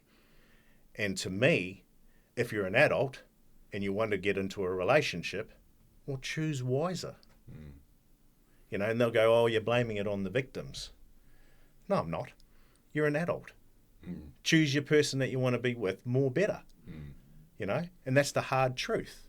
And that's the hard way we learn, I guess. You know, and until people are kind of going, oh, you know, say for instance, there's a person here that's got red flags and everything. Well, they're showing the red flags. Move away, go into someone else. Yeah. You know, there's billions of people on this earth.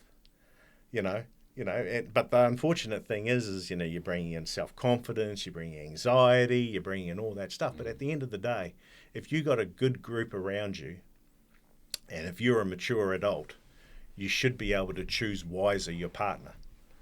And when and that's my fault in my situation, was that lack of self-confidence, trying to do the right thing, all the rest of it. I was my biggest enemy. You know, no one put a gun to my head and said, you got to marry this person or you need to go. It was me making that decision. And that means that I had to take the consequences of making that decision. Not, but they shouldn't have done that and they shouldn't have done that. Well, hang on. The system allowed a lot of that to happen through narratives instead of, doing a thorough job. That's where, my emphasis in this book has always been, it's a system I'm attacking, and I know everyone will say it's a broken system. It's not a broken system. If you want to solve something, you'll figure out a way to solve it. But the problem is that the people with the money make the final decisions. And like going to the coppers that you said, there's a lot of good coppers. Yeah. No doubt. But they can only do so much because they don't want to lose their job. Yeah.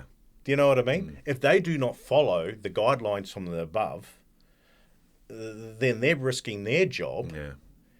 And it's like, well, their hands are tied. And you wonder why. A person I know has told me they are leaving in droves. Yeah, I've heard that too. And all the mainstream media keeps telling you is that they're being recruited. A lot of recruiters coming from overseas. Like I work in New Zealand. I work at the hospital, UK. Yeah. I work at the hospital, and South Australia even have their own ad. South Australia Commissioner, Police Commissioner, they've got an ad where it's literally a legit ad saying we're recruiting from overseas. You'll get certain countries, obviously, but you get a visa, you get this, you get that. Because I ran into I was working at the hospital Christmas Day. So I'm on double time and a half, etc. I bumped into a mate I served with in Afghan. He's a QPS officer, and we're having a chat. And obviously, you have a lot of paramedics and police officers that bring patients in, etc. And I said, "Oh, well, what rate are you on today?" He goes, "Flat rate." I said, "What do you mean?" So as a QPS officer, 365 days a year, doesn't matter if you're public holiday, you're on a flat rate. Now, if you go overtime, for example, on Christmas Day, if he went overtime, he would be on quadruple. But he said to me, "I can guarantee you, I'm not going to get overtime today." So imagine working Christmas. No wonder they can't hold it. Imagine Christmas Day flat rate. Like, where's the incentives?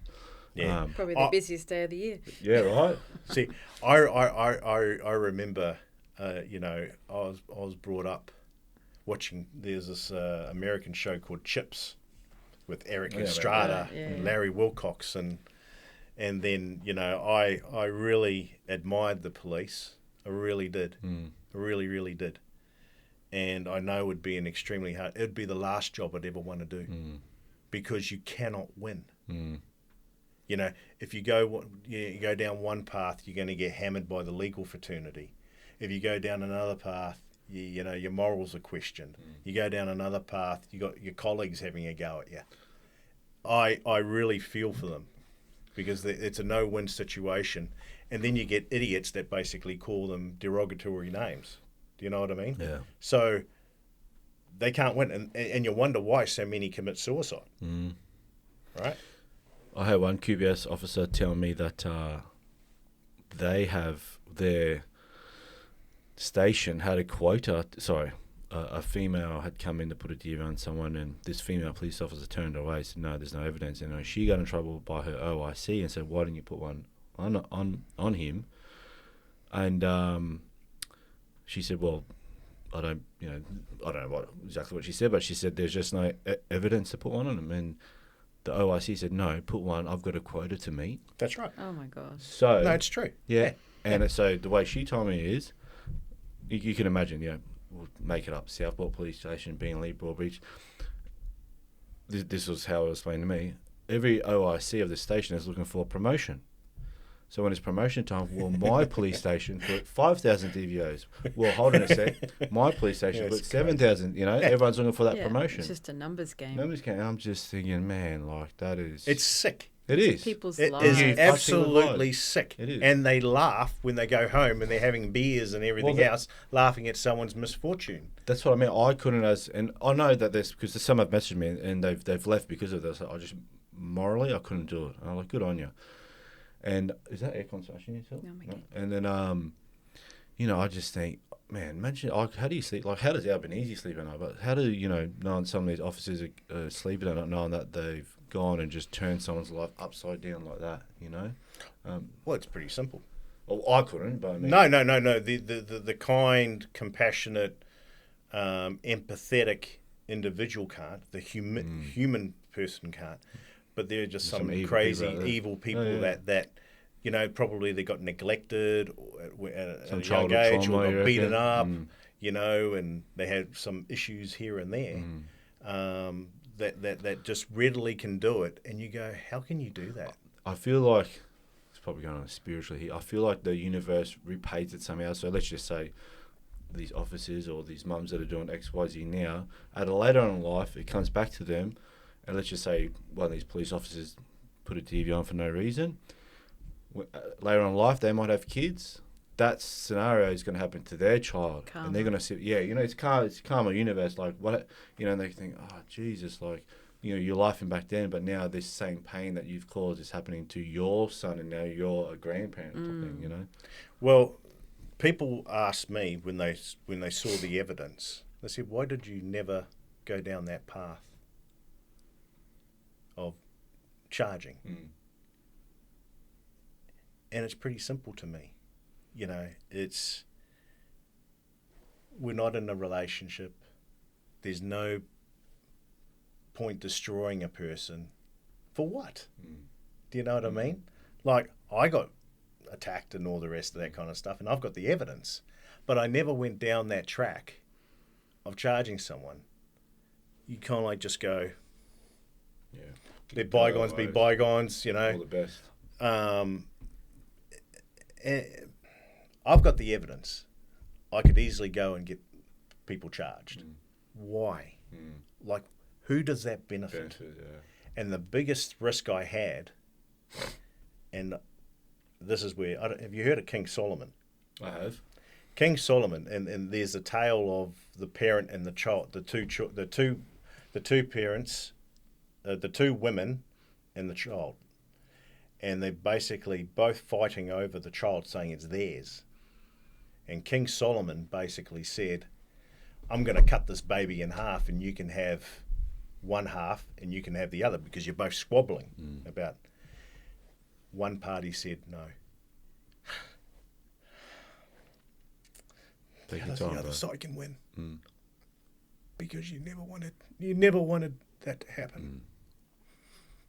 And so when people say that you've lost access to your children, they do not understand what you had to do, because straight away you get a picture or a label gets put on you. Oh, he doesn't see his kids. They don't know the true story, that if I had attacked in regards to a legal position, the kids would go to foster care. And we know what happens in foster care sometimes. Bad things. And so you had to basically sacrifice, do what you needed to do, take the hit to make sure that strangers don't look after them, because you don't know what these strangers will do, and you see examples of that, and I can look in the mirror and go, hey, you know, even though I've got all the evidence in the world, I'll never do that, because at least they've got one side that they're used to. Yeah. And so you just carry on with life, and you basically, you've taken that hit, and it hits daily, but you know that you've done the right thing, but not going down a certain path, even though it rips you apart. Now that is a loving parent. I feel your pain and frustration. I've got exactly what the judge said about me tattooed on my hand. It's a bit hard to read because it gets too emotional. But it's just about the sacrifice for my daughter. And, you know, I had to as 3 years I was fighting for her to keep in the country. It came to a point where I had to, I had to make that sacrifice and let her go because I was broken, but at the same time I didn't want to keep dragging her through it for years. And, you know, crazy enough, 2 years, she's been gone 2 years now, but I got contact yesterday. When I say contact, my ex had reached out to my father and sent some photos and videos. So yesterday was an emotional day, but, you know, I thought serving my country was sacrifice, but what a joke that was. But, you know, letting my daughter go, knowing that, you know, people from the outside or haven't been in our shoes will just, they don't know the context. They go, oh, he quit, or he doesn't care. So they got no idea. But, you know, see no, you go.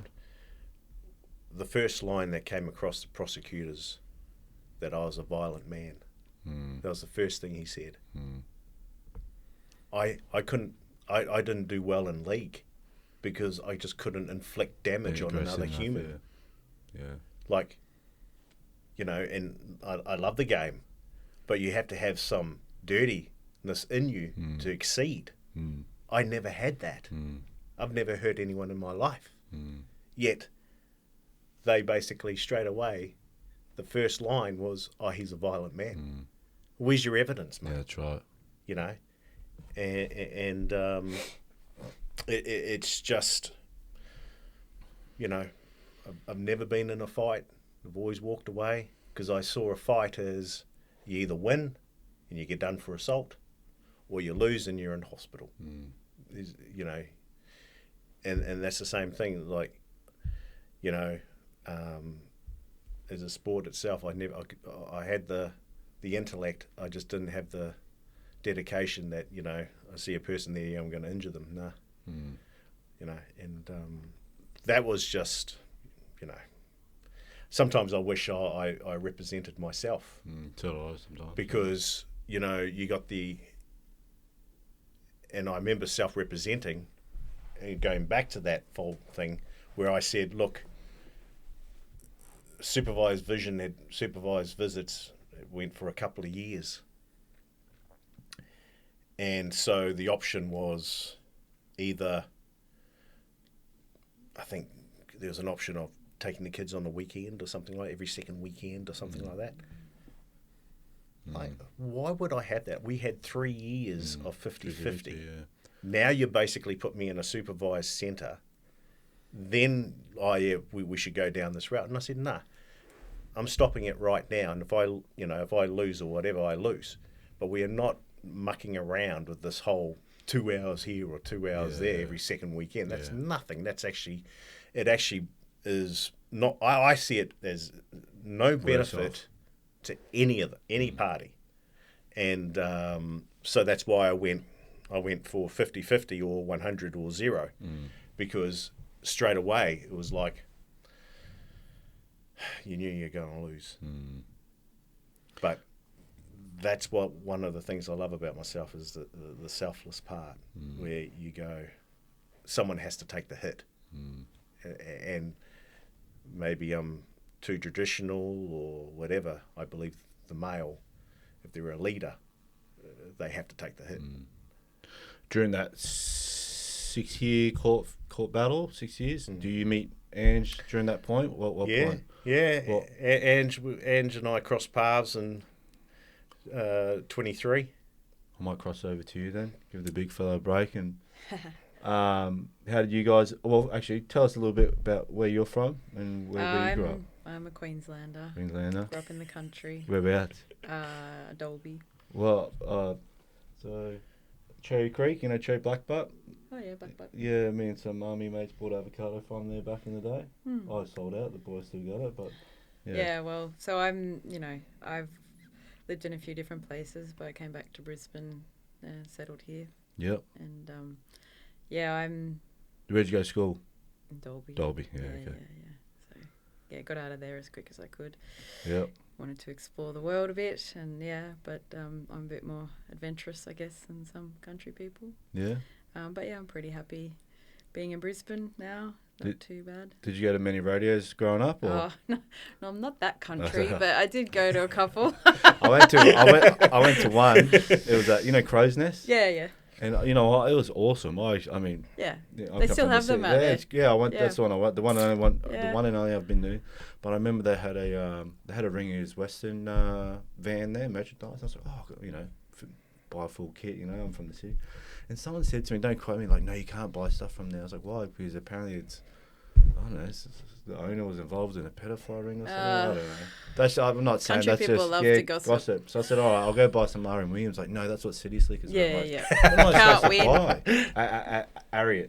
Oh, yes. So I went and bought to DFO, bought a full Ariat kit. But anyway, Crows. So anyway, you grew up in Dolby. My family's still live out that way. So, and I'm a designer. I've got my own business. Yeah, nice. Just, Len and I met, I think, when we were meant to meet the right time. Right time. Yeah. So we, I'd been single for a few years, and after having my own marriage, and everything's very calm in my world comparatively.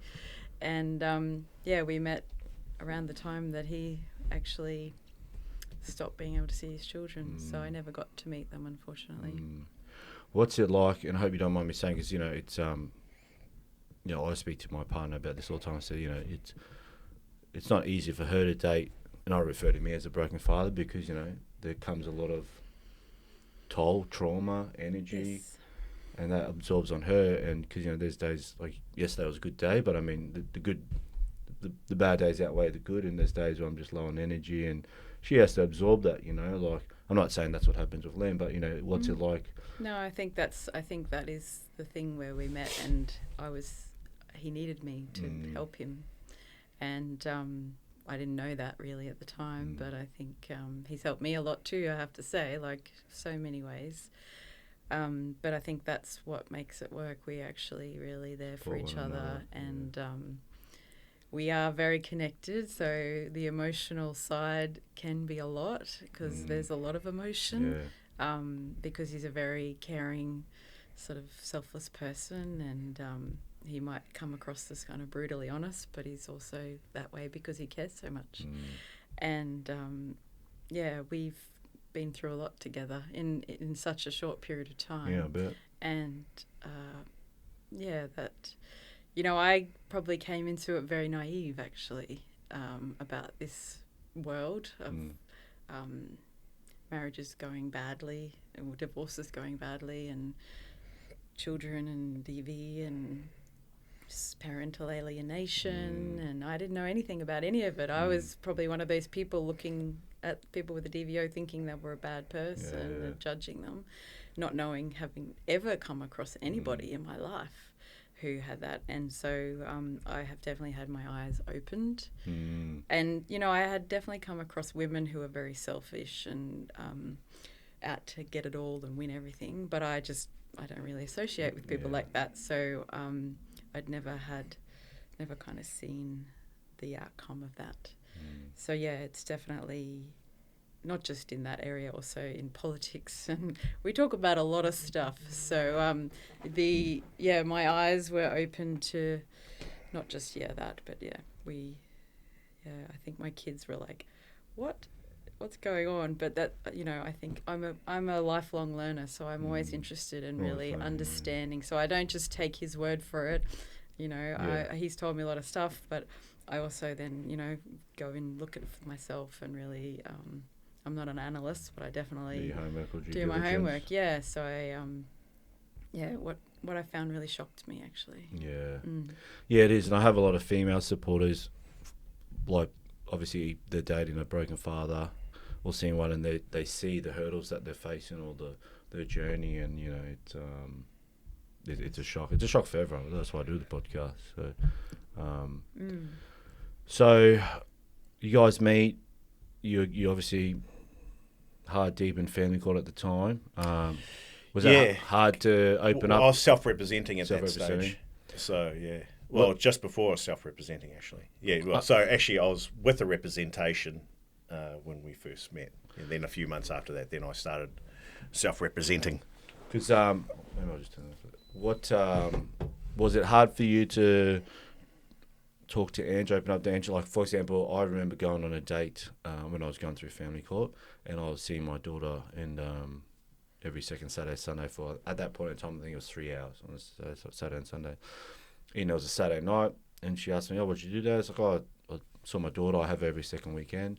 And she's like, so you had it today? I'm like, yeah, so who has it now? And I said, well, my ex has her. She goes, and she's just asking questions like, so how does that make sense if you have a second weekend? I said, well, I'll have it tomorrow for 3 hours. She's like, why do you only have it for 3 hours? I'm thinking, have to explain here yourself, we go. right? And I'm thinking, well, I see in supervised care. And she's like, what's that? And I'm thinking, man, this is you shit. Can't skirt around the but and I don't blame them. And then they're looking at you and go, what have you done? And it's like, well, I haven't done anything, but well, you have to but and I get it, and they're kind of like, and it's just like, man, I can't do this. It's just so. It's a difficult it's a difficult stage, I guess, because you're just getting to know each other, but you can't hide that because it's really, you're in the middle of it, right? You're in this situation where it's your every day you have to deal with this thing, and Len was very upfront with me at the beginning, and that was a lot for me, obviously, because I okay, well, I remember having this conversation with myself going, well, are you in this? Are you really, there's, that was also around the criminal trial period as well. So it was a lot. And I guess it comes back to that thing of what Len was talking about before about internal satisfaction versus public reputation. And you really probably live your whole life worrying about what other people are going to think. And so you definitely think about that at the time because you're like, oh, hang on, what are people going to think about this situation? But we were just so meant to be. It was just undeniable. Like within a couple of months, we were just so clearly, we were just, and so you're like, well, I can't deny this thing. There's a lot, it's a lot, but I know in my heart and my soul that this is happening for a reason, and I'm meant to be in this and walk beside him through this. So, probably people from the outside probably think I'm crazy. I'm sure they have thought that or said that to me. But you know that this person is your person. So yeah, and it's just why I'm so vocal. When I get online, I speak about when I face child protection, child safety, and because I know there's so many other fathers in the same position, but they don't want to talk about it if they feel like they're going to get judged or they feel embarrassed. I'm like, I'm telling this because there's an important part here where, see, it's once again, it's the ability to look at yourself in the mirror. When I was basically dating after my marriage, right, everyone knew. I told them. Because they need to know. This is the person that you're going out with. You need to know. And because I knew about the filicide. Yeah, I only just learned about that last year. The filicide, because I knew about the filicide statistics, that's not tampered by misandrist ideologies or whatever. When you look at the raw data, I knew that the children are most at risk based on statistics, with the biological mother and the stepfather. Right? It's not the father. And when you think of an animal kingdom, Protector. the animal kingdom protects its own. And so when I started going out with Angela, I contacted her ex-husband and I said, come over. Well, no, it wasn't come. He was coming over to drop something off, and I invited him in. And I said, have a seat, we need to talk. Because I want you, the ex-husband, the father of her kids, to know who she is going out with. And this is my thing. That is very confronting. But because the man in the mirror, you know what's right and you know what's wrong, you have to be man enough to go and have a cordial chat and go, I think you should know this. This is what I'm going through at the moment, but because I'm a father myself, I know that you need to know. Do you know what I mean? And then my conscience is clear because at least the father of her kids understands who Angela was going out with, because that's the right thing to do. Yeah, I did that with not my current partner. Her kids are 27 and 23, and the father's away in another state. But with my ex, she had 2 kids, 5 and 7, and we went to football. And the first thing I did, I just went over to him, hey mate, I'm Percy. Just thought I'd introduce myself. Obviously, I'm dating your ex, but there's days, weekends, I'm going to be around your kids. I just thought I'd introduce myself. If there's anything you want to know or ask, because I just think that's the right thing to do. And that's what shows a man. Yeah, and I would a man. Expect that to happen to me. Obviously, my daughter lives in another country, won't happen, but I just think that's the right thing to do. So yeah, no. Because you're on a hammer to nothing. Like, if you put your situation where, if I put myself in the situation that, say I'm Angela's ex-husband or whatever, you still feel for that person, right? You had kids together. You just can't. You can't disconnect like that. So you are like, if you cared for that person, you do care about who they're going out with. Do you know what I mean? It's not a control thing. It's you actually care because your kids are going to be around that environment. Yeah. Right? And you don't have any control of that environment. So the best thing to do is introduce yourself out of respect. I see it as respect. Yeah, that's what you introduce yourself to the other side and go, hey, this is who I am. You don't need to like each other. You don't have to be best friends with each other. But it's the courtesy, it's the real, like that shows guts. Yeah. Instead of, the alternative. Well, that's how I see it as. Yeah. I see, because, hey, we're men. But that's just that you're an upfront person. Yeah, I'm too upfront sometimes. And, that's always a preference, I think, than people who are, like, if they're sneaking around, then what are you hiding, I guess. Yeah. So how does, so you guys meet, you're halfway through, I think 3 years in, probably at that point, family court, 3 years to go. Yeah. Yeah. Well, yeah. Oh, yeah. No. Family court finished in 24, yes. So, it was basically towards the end.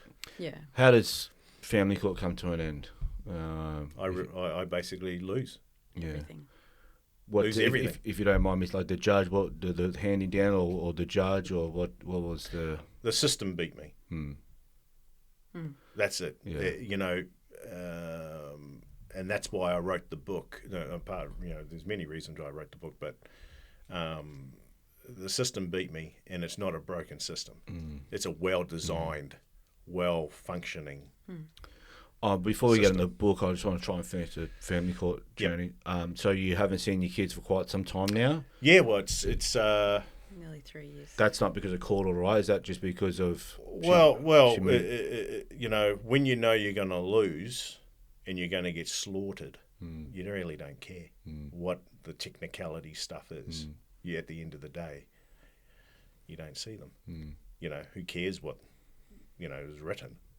A piece of you's out there somewhere. Well, you had no choice. Yeah. Yeah. So, it's one where the faster you accept being losing in every possible way, the easier it is for your mind. The more you try and resist the reality, you'll be funding these people more and more day to day. And that's why I went down in Canberra and I did that speech. And I said, no matter what happens, take the good and the bad of life. Because once you give up that ticket, there's no coming back. And so, yeah, you'll have some rocky times and bad times, but then you'll also have some good times. And you've got to concentrate on the good times, not the bad. But that's life. You know, don't just get into alcohol or take drugs. You know, hey, you know, just get that internal, come on, I've got this. Believe in yourself. I've got this. You know, you don't need the alcohol. You don't need the drugs. You don't need the pills. All those things. Half of these people have got problems themselves. Yeah, I agree. And one of the biggest things, what a person going through a DV or whatever, get a dog. Yeah. Trust me, I know. Get a dog. Get a dog. My last guest said the same. Whether you're a female or a male, get a dog. I think everyone asked me today, like, man, how are you still standing? I was like, mate, my American Excel bully, everywhere I've moved, he's gone, you know, so. Unconditional love. Yeah. Unconditional. They don't care what you have. They don't care what you've got. They don't care about anything. They just love to see you. And, you know, and as far as I'm concerned, I've been 100% correct every time I talk to it. What dog you got? Oh, it's not my dog. Well, it's my dog. What dog you got? She's a Boston Terrier crossed with a poodle, so they call that a bossy poo. Bossy poo. Or a bossy shit, as I say. Yeah, okay.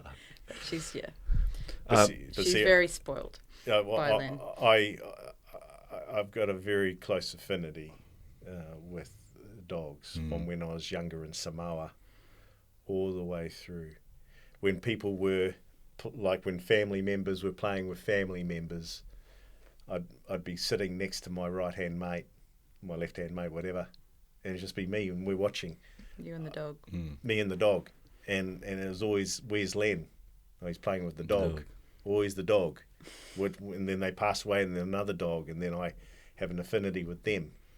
And that's why I've, you know... That's why there's a page on acknowledgements of animals in his book. I've written down every animal. Well, let's talk about the book. So, so you start the book post family court, right? Or during? No, I've done this in the last... No, just in the last 6 months. 6 Oh, months. Wow. How long did it take you? I've been going, come on, you got to write this down. You need to get... It was after Canberra, when we went down to Canberra. So what date do you go Canberra? Just July. 19th of November, International Men's Day. Last year? Yeah. Yep. That's right. Yeah. Came back, started writing the book. And said, Len, you got a time limit. Oh, that's right. I gave him a time. I gave him a timeline. That's very impressive. And he actually banged out a book. Yeah. Yeah, he banged. So what? How long did it take you roughly? 3 months, something? What it's around about. Pretty much it's solid. been 3 months when we did the first draft. How does making a book work? I mean, I've never written a book. Like you write it, then you got to take it to someone to get published. You cannot adopt my strategy because, and once again, it's all consistent. But I'm a plugger. There's nothing fantastic about me. I haven't got some fantastic brain or anything. I'm just a plugger, and because I believe in the spiritual, I basically put all the components around, and then it just guides over time it somehow connects. I don't know how, and all of a sudden, oh yeah, that chapter goes with that chapter. Oh yeah, that memory goes with that. But if I had to write it out, I'm going to do this chapter here or this chapter. No, I can't do. And see, doing this book is consistent with my tertiary dissertation paper, which was the last paper I wrote.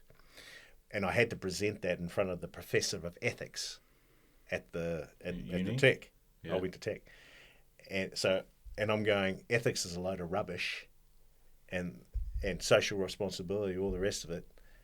People basically say it, but they don't actually do it. Now, back in those days, you had to go to the library and read a whole bunch of stuff.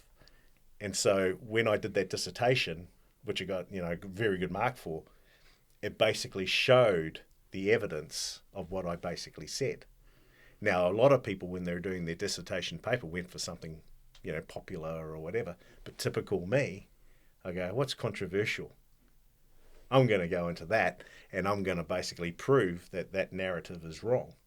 And so when I went through the American books and all the rest of that kind of stuff, it showed, people basically say that they want social responsibility. They say ethical, you need to be ethical. But when it comes down to the bottom line, when you need to do what's right, you will do what's wrong in order to survive.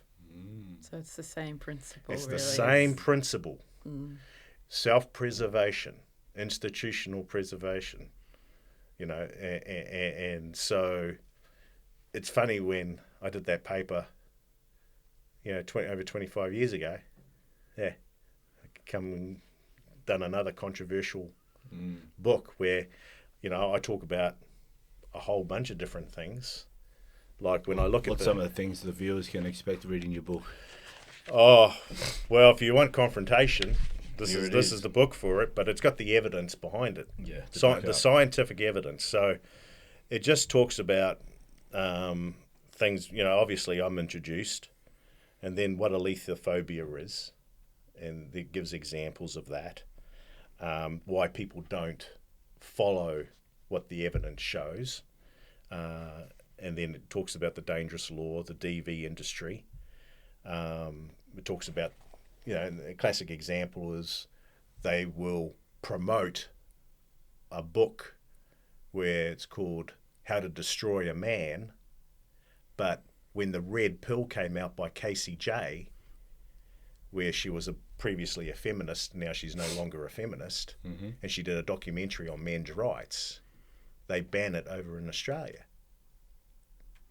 You see the difference? How to Destroy a Man is publicly promoted. The Red Pill is banned. Do you see? And so I get into that kind of stuff, and but the best, I like to talk about controversial topics. I don't know why, I just do.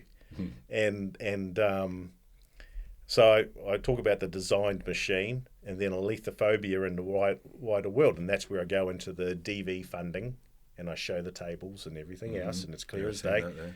It's more funding and more deaths. If you're implementing strategies, wouldn't you go, why are the deaths getting worse when we're putting more funding towards it? Like, we're talking billions of dollars here compared to state funding.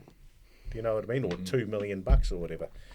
And so I do talk about suicide, and I talk about the Bondi Beach tragedy, and I talk about... Oh, so that was, you've just banged that out most recently. Yeah, okay. The Bondi Beach. That happened October, November last year. No. No, November. Oh, was it? Was it last year? Yeah, it was last year. And so what it was once again, people go to, in my opinion, people go towards the most popular.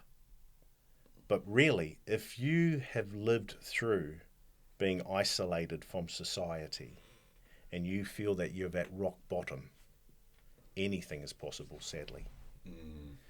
And that's where I said I needed to dig. That's what dogs do. Dogs dig.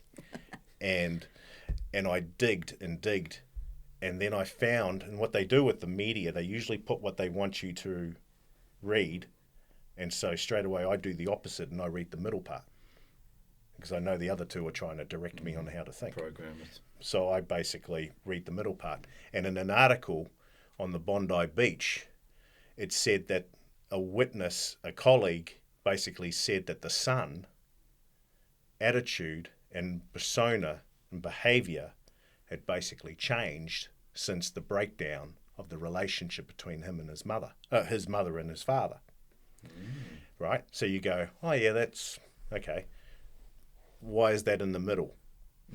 So then you go and read up a little bit more, you dig about the father. Because I saw the father, when I saw the footage, and it's awful footage, When I saw the father move around, it was like he had given up on life. You watch him, and I think I've watched too many movies, but if you watch his body language, he's moving like he just can't be bothered. He's just hoping someone shoots him, to be honest. That's my opinion. So you go, okay, I'm going to search on the father now. So I started doing some searching on the father. He had been isolated from his family because he married this woman. So now, not only, if I'm getting this right, not only is he lost all connection with his family, like his biological family, the son, he's now disconnected from the mother, all right? So now, because he's put all his eggs into one basket, it's come undone. His son, who loves, obviously, his father, is just following what his father's basically doing. And this is all opinion. And so when you've put all your eggs into one basket and that basket's flipped over and you're at a certain age in life where you kind of like lived life, you then basically try and find something that comes from your earlier life that gave you foundation, that gave you belief. So then they start going into what made me feel better, going to, the Islamic or whatever it is. But like when I felt bad, when all my eggs in my basket went over, I then went more back into my Christian, give me space, give me strength, give me all this. People have different religions and all the rest of it. I'm not saying anything to have a go at any religion. I'm just saying when you're in desperation mode, you try and retrace your steps and go, what made me feel more comfortable? Do you feel? Yeah. Because you're already disillusioned with the whole world, right? With your life and how it's going. Yeah. And so to me, they were promoting immigration, they were promoting all these popular things, racism and ISIS, even though ISIS is the opposite, all that kind of stuff, right? They didn't do the DD. Now, and an ISIS flag, and you go, well, ISIS is actually, when you do your study, you go, that's a load of rubbish. It's through a family breakdown. They can't focus on the family breakdown because they implemented laws in 75 to make sure that no-fault divorce came.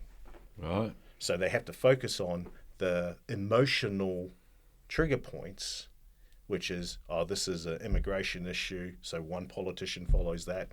It's domestic violence, so another politician follows that. It's they make up whatever reason they need to make up. But at the end of the day, in my opinion, the Bondi Beach was born, the tragedy was born from a family breakdown. Yeah, wow, interesting. And because like I said, when people feel that they've lost everything and they've reached a certain age in life, they don't care. And it's a tragic event for everyone. That was right. They're pushing the anti-Semitic line. That's the other one.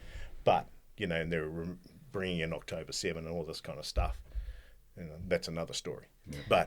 But what I'm saying is that why was the emphasis not put on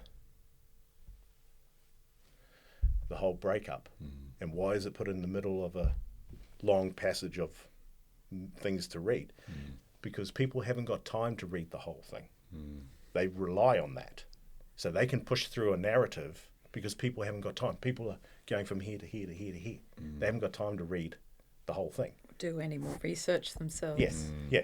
But you get people like me who like to question and critique, and so that's why I am deemed a threat, because I will go down that line of critiquing and then backing it up with evidence. So I've become the problem.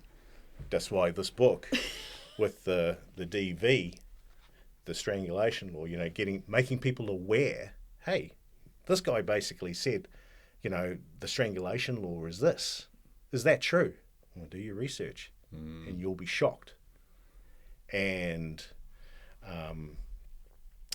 that's why when I basically go through this, I talk about everyone's favourite, Donald Trump. But then I also talk about democracy versus oligarchy. And I always believed, do you remember that show, that movie, Wall Street? Yeah, Wolf of Wall Street? No. Wall Street. Wall Street. No, 1987. Yes, Michael Douglas. the older one. Yeah. And there's a scene in there, and it's got, Buddy, you don't think that we live in a democracy, do you? Yeah. I can't remember that one. Well, yeah, but he's basically saying it to Charlie Sheen. And he said, and he basically says that, the average Joe means diddly squat. It's the people with the money that control the world, right? And so I was going, can I find something scientific to back this up? Because I've always believed, and I remember telling the kids, it's the oligarchs that rule the world.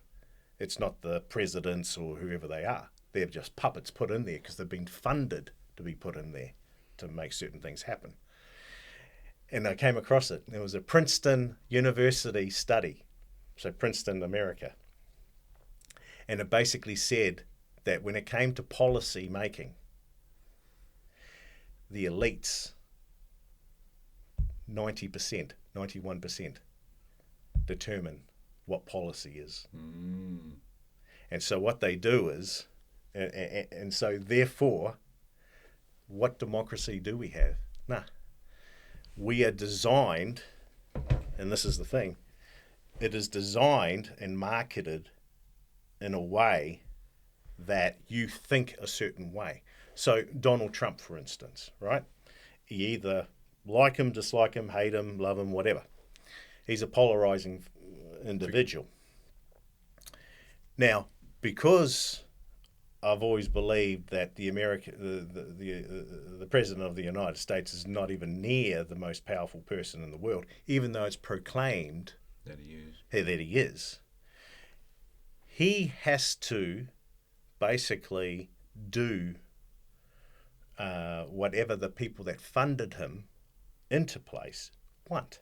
So if someone basically gives him money, they're not giving it for free. They want a favour in return. So so the system, if they want something new or whatever, the oligarchs all get together and they basically will fund a certain candidate for change. So something fresh. Obama came in after the wars, right? Then they basically did it fresh again with Trump coming in, who was anti the narrative. And so it talks about my reasoning for saying, if we're talking about some of the concepts that were talked about today, self-preservation, all the rest of it, you tell me a person in this world that if they're getting money on the left-hand side, if they're getting money, right, they're getting remunerated, their family's being looked after and everything else like that, or the right-hand side, Charlie Kirk or JFK, how many people would do exactly what Trump has done given the situation? My family prosper, I keep my life. Or you do what Charlie Kirk did recently, come out and say things against the funders that put you in a certain position. He was a future president as far as I'm concerned. Well, didn't he get taken out just like JFK? So it's like Vladimir Putin basically said. Everyone's got great ideas when they get into the office and then the black bags arrive. And so I've tried to talk about certain things. I talk about very controversial things that will pee off certain people. And I'm not there to pee off certain people. I'm getting there I want awareness and I want dialogue. I want people to keep talking about it because it's not clear cut. And what I've seen of this world to date is very inverse. It's actually, a lot of it's very inverse, and it's a very entertaining, it's like an act. And people are playing their role plays and all the rest of that kind of stuff. And one of the key things is control, and one of the other key things is compliance. If you're compliant, everyone's happy with you. If you start rocking the boat, you're going to have a whole bunch of people after you. And see, when my relationship finished, I started looking at Domestic Violence Awareness Australia, and I would make comments on that. Now, given my name, I'm not going to be a John Smith. And I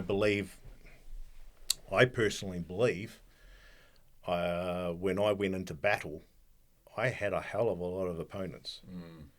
The enemy of my enemy is my friend.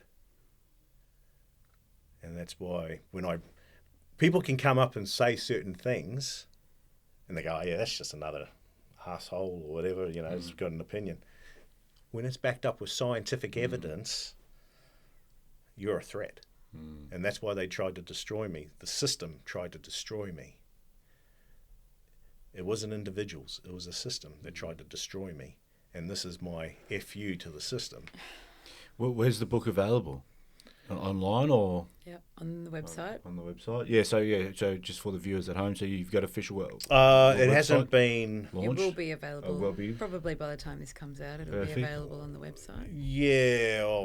Whatever it is. Yeah. Is the website up and running now? Okay, so what's the website called? Just ALETHOPHOBIA.com. That's ALETHOPHOBIA. No, IA. Phobia is IA. Yeah, no. ALETHOPHOBIA.com. You should look the word up though, because what's really interesting about it is, if you've never heard of the word before, it's really just the fear or dislike of the truth. And all those things that Len was talking about are examples of that. We don't want to really know the truth because it's hard. So most of those examples, the controversial ones, are there because they are very good examples of allethophobia. Yeah, I got to emphasise one key thing.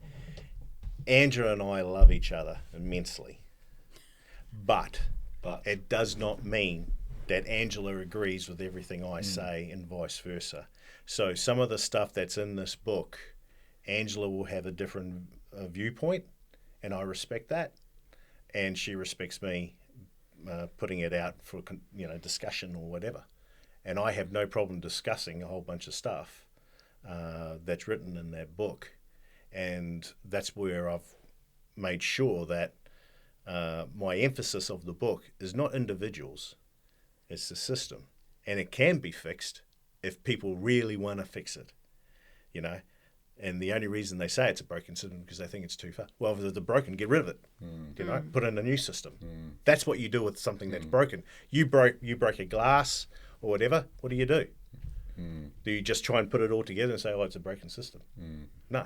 It's a well-designed, even with the pictures, What's the saying? If it's not broken, don't fix it. So maybe that's why they're not fixing it. Yeah, and I think, I remember, I think I'm the only one that's come out and said that it's not a broken system. Well, that's going to have arrows coming my way. Yeah. I do have a few. I do see that comment come up a fair bit from followers saying it's not a broken, it's a well-designed, lubricated machine. Yeah. Well, it's the money train. There's a great photo in here. Here it is. And if you want to, it's up to you if you want to read that or whatever. Oh, it's a bit hard to read. Hard to read, maybe. But it's the same principle of It's the same principle where I'm having a go. The real evil people are the oligarchs. And they're the ones that basically feed off the vulnerable. Is it that bottom paragraph? Well, that bottom paragraph, yeah, but it's just basically going along the lines of a Donald Duck rant, ramble, whatever. I'll read this bottom one. These people who own the government, who run the formidable industries, particularly the legal fraternity, sickly enjoy from up high the constant chaos and the division between normally good social citizens. Why? Because these people who designed our system intentionally ensure that the ridiculous short-sighted laws are passed to fit their agenda. When they are permitted to be legally instilled into society, coupled with flimsy social narratives and disingenuous propaganda. It fundamentally leads to society in general feeding off the most vulnerable or the unluckiest or the most unfortunate in society. Yep. The only winners are the... How do you pronounce oligarchs. that? Oligarchs. Oligarchs. The only winners are the oligarchs and the industries. Yeah. And that's where I talk about the Trump situation and how it's bigger than what people think. And like I said, when people need to do favours, you either do them or something happens. Is there anything we missed? Well, I know there's not enough hours in the day to think, but the family court journey, was any... Well, I think that maybe the meaning of the title of the book around a lethal phobia and why that is the title. Yep. Do you want me to say? No, you can say. Oh, well, just from the word alethophobia, which we've talked about, but alethophobia really at the essence of it is what is the risk? The risk is that without people confronting the truth, without fixing this broken system, what is going to happen is you're losing men to suicide. Correct. You're losing family structure. Everybody becomes an individual because it's every man for themselves or every woman for themselves. So that is the thing that is most at risk. Our children, those are the people that suffer. So without confronting these things properly, we're just continuing to destroy the family, and men are just expendable. And I think that's really one of the, to me, Len writing the book was so important because he's been through so much stuff, and you go, well, don't want to let that go to waste. You've got to use that to help other people who are in this situation or completely unaware that this is even going on, and we need to do stuff to remedy it because otherwise it's revolving door vortex. It's tragic. Like it's either you want to fix the system or go away. That's really it, because if you're just going to come and say, system's going well, the rest of it, blah blah blah, well then but that's not looking at the truth. No, that's not looking at the truth, and that's what I mean. You look at every, like I said, that's scientifically evidence there, and it's just make people aware.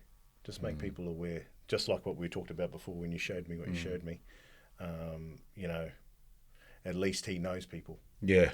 I'd pissed off people with my truth. Do you know what I mean? Because it's not socially acceptable, even though I've got the evidence to back it up. Yeah. It's not socially acceptable. At least he's got connections, so he's got a chance. I had no chance when I look back at it. All right, well, I've got some conclusion questions, but I want to make sure any other... Well, we didn't talk about parental alienation. I didn't really want to talk too much about, it's, anyone that's been on the podcast, wishes that they had what they had before, or, it's a sad situation. I'd say it's like grieving for someone that's still alive. Yes. You know what I mean? Well, that's where, even in that book I wrote, I woke up from a dream, and I wrote what the dream was. And it's heartbreaking. But you just got to continue with life.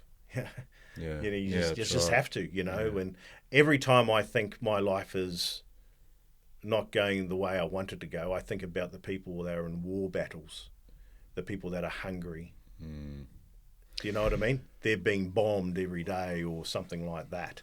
That's a hard. My life is, I've got my own crosses to bear, but hey, I've got a roof over my head, and I've got food and drink, and I can drive a car. There's always someone else doing it tougher, and like they're just down the road here is Burley Bears, and there was I think he was maybe 19 or 20, less than 6 months ago. He was playing, tackled, broken neck. Oh, that guy from Burley. I thought it was up north. Okay. No, okay. I'm pretty sure it's Burley Bears. Okay, Forgive me if I'm listening if I got it wrong. Fullback, wasn't he? I just thought, just like that, life can change. There's always someone, doing it tougher. And it just brings humbleness. Do you know what I mean? And, you've got to live with hope as well, that the future. And that was the main reason. And when I look at it, I'm going, geez, I'm pretty loud. In that speech. But the problem was that when you were there, the MC was very quiet. And I'm going, well, if you're going to speak, make sure everyone hears you. That's right. I agree, yeah. You know, and so that I had to put extra volume, except for that stupid fly around on my, at the time and then I said it even worse. Vexatious mistroops. I still can't say it properly. To me, that speech was an important point for Len to get his, to tell his story, but also to talk about why suicide isn't the answer.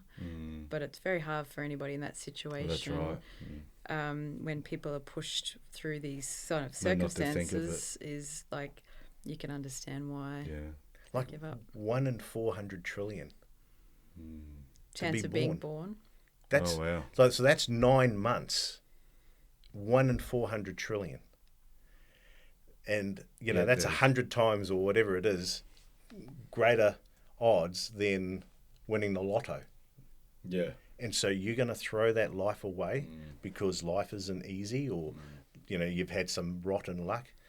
You got to be strong enough internally to basically go, you know what? I'm going to put that to the side. I'm going to breathe. Tomorrow's a new day, and I'm going to try my best. And you go from there. You don't get into alcohol or anything else, or pills. Pills, because that's just, as far as I'm concerned, that's bringing in a external element from what you are internally. Yeah. All right, well, I might move on to these conclusion questions. Yep. I'll ask both of you the same question. The questions are tailored towards fathers, but even when I have female partner guests, I always ask because, you know, it's always good to get their view. First one is, any advice for fathers? Knowing what you know now, would you have changed anything during the court process? If I had more self-confidence, I would have self-represented from the start. Same. If I had more self-confidence, you know, it's all these stupid little technical things. And like I said before, I don't like technology. Technology doesn't like me.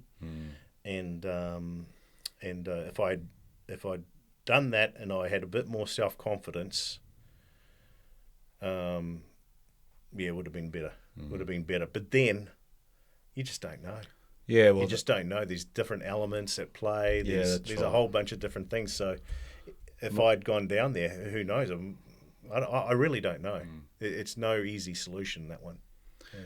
A bit hard for you to answer that one, but no. I don't really have an answer. Yeah.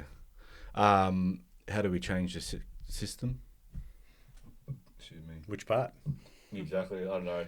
Like if I look at the family one, if I look at the family, let's say the family law, I've got it in here. I've got 11 tips, and where one is excluding third parties from negotiations, like it's between two adults. That's right. Eliminate, you know, too many people. There's too many cooks in the kitchen, as far as you know. And I think that when you put the children first, there is no reason why things cannot be solved within 60 to 90 days. Yeah, I agree. Because, the first thing you gotta understand is, do you really care about your kids? Oh yeah. Well, do whatever it needs to get done and do it as soon as possible. Why drag it on? Do you know what I mean? Yeah. And these people, the first thing they're going to come to, I run a business or I run this or anything. No. You just get into an accountant, give us all the financials, bang, done. Next. Yeah. But they don't do that. Well, there's no advantage for them. There's no incentive for the legal industry to do that. Because they basically, if you delay it more and it becomes adversarial, then who benefits out of that? They want it to become, they changed laws, they changed the family court laws to, instead of 50-50, now it's, you know, one way really. Yeah. Why did they do that? Well, being the cynical person, I'm going, well, the DV rate has come down, now they want to increase it now. And that, you know, that's the cynical part. But what I'm saying is that, you know, if you want parties to resolve something, make them do it quickly. They will do it. Anyone in this world, if they really want to do something, they will do everything so quick nowadays, but they don't. Why is that? Yeah, well said. You agree? Yeah, no, 100%. Oh, a funny one. You're on death row. The guard comes and asks you what you want for your final meal, drink, and dessert. I've had a lot of people that don't have a sweet tooth on lately. I don't get it. Oh, me. Hot meal? Well, no. I wouldn't want a hot meal. I'd want, sugar galore. You get dessert as well, but I'm a greedy guts. You'd only want dessert. Oh, really? Yeah, where are you going? Yeah, no, that is one of the biggest regrets in my life, is not having a bigger stomach. Yeah. Bit more. Honestly. Could eat more food. He would. I am so disappointed when I go to a feast and you fill up too quick. I fill up too quick, and I'm going, that's pathetic. You're supposed to be half Islander or whatever. And all this kind of stuff. What you go to? Jeez, custard. You got donuts. You got anything sweet. Sweet. Plus burger and fries. There's the usual. Burger, fries, and a milkshake. Where from? Pick one. Where from? Oh. Hungry Jack's somewhere? No. KFC always pops up. I want a piece of everything. So KFC have that, and basically, Sambuca there or whatever it is. Sombrero and it's he'd have a bit of everything. Barbecue pork from the Chinese. It's a whole smorgasbord, but I can't fill it. He'd want a feast. What about yourself? Geez. I don't know. I'd probably go for ice cream. Yeah? What about hot meal? You got hot meal? Hot meal. Oh, yeah, probably like a curry. Oh, yeah? Yeah. Chicken curry, spicy? Yeah, reasonably, yeah. Bit of something naan with bread? a bit of punch. Yeah. Something memorable. That'd be your last meal. I don't know. Like, what do you people wash it always down ask with? me that. Wine? Probably tequila. Tequila? Margarita. I'm a margarita girl. Yeah, no, I often think about that. I don't really have a favourite meal, but I definitely have favourite desserts, which is my enemy. I think didn't we have one stage we had 7 2-litres of ice cream? In our freezers. Wow. Different flavours. That's your fault because you go shopping. It's my fault. Just keep buying them on sale. If you were in a room with every single person you'd met or interacted with on this journey, who is the first person you'd be drawn to and why? Yeah, that's definitely the truth. Yeah, and each other. Vice versa. Yeah, same. No, she's been like a guardian angel to me. Beautiful. She's to me, when people, and I've said this before, when people talk about lotto, meeting Angela was winning lotto. Beautiful. No, I got nothing, right? But she's a gorgeous person, inside and out, and it's very rare. And I was very fortunate. Beautiful, man. Love that. 2 more to go. What strategies or tips helped during the process that you could recommend to any listeners? Get a dog. Definitely get a dog. A dog is just a tremendous creature. The other thing is, don't beat yourself up. Like, there's enough people out there that will do that. And stick true to the people that have always been there by your side, family, and a couple of good mates that I have that I've known nearly 40 years. Yeah, beautiful. And even though they live overseas, still tight. It's not as if, we just need to catch up, and all of a sudden it's like, like yesterday. Yeah, just like yesterday. And we don't need to talk each day or anything, each month. Yeah. But, when you hit rock bottom, it's amazing how the relationships still survive. So, and the other thing is just, don't be angry too much at the other side. Understand it's the system. And that's what I've tried to do and communicate is it's the system at play. It's not the individuals. And it's a bit like a rugby league game. If you can play certain advantages your side in that game of footy, and if you win, everyone just remembers the winners, don't they? True. They don't remember the losers. And, it's just human nature of people doing whatever they need to or have to survive. And when you don't have that hate or dislike internally, you got disappointment, you feel better. It's lighter. Yeah, it's so much lighter. You go, this and that, but unfortunately, some people still need to be able to work on that. Yeah. And I'd recommend that. Just you only live life once. In 50 years' time, we're going to be hardly talked about. 200 years' time, no one's going to talk about us. Right. Why are we wasting time here? Yeah. What about you? Maybe what strategies or tips help during? Maybe what strategies or tips would help another partner out there that's dating a fellow going through the process? Maybe. I think you have to listen to your gut. That's your number one anchor in this journey, and that's for both sides. I think everybody, you kind of second guess yourself and listen to your head or whatever, but if you listen to your gut, and your heart, you know what's right. And I mean, in my life, whenever I didn't listen to my gut, I usually find there's a payback for that later on. So you got to trust it, and I think you'll find that you'll come out okay. Last one. I know you know what it is. Take your time. You want me to ask her first? Yeah, you go ask her first. I don't know what it is, so I've always believed, and this is the funny thing, I've always believed that women are stronger than men. Yeah. I do. Any message for your children? Well, probably I would say to them, trust your gut, and don't care so much about what other people think. How old are your children, you don't mind me asking? They're all teenagers. Yeah. So I think for me, it's a matter of, when you look back at your life, what was really important, and when you did things that, you were meant to do, and if you don't trust yourself, like you're the person, as Len says, you're the only person you can really trust, and that's the thing to remember. Like if you're worrying about other people all the time, you're not really living. Yeah. All right, big fella. When you're ready. Well, what I leave for the children. Any message for your children?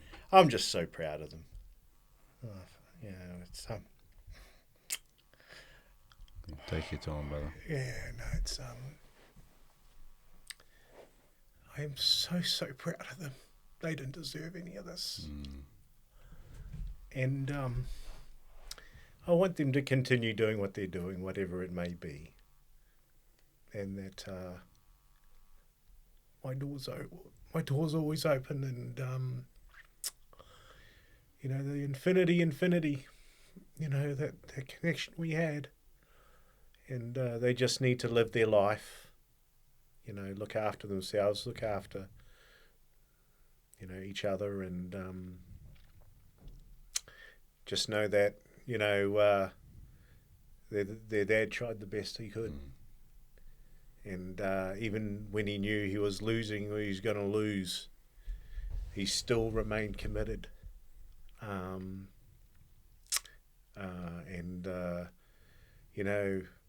If we meet, we meet. If we don't, it's just the way life goes. But just know that I'll love them forever. And that's one of the main reasons why I wrote the book. So, it gives them a chance to understand, a lot of the situations, and they deserve to know, because there's no use me keeping hold of certain things. At least this way, there's an opportunity. Now that's up to them, and whether it be later on or whatever, that's up to them. My conscience is clear. I've done whatever I could. Yeah.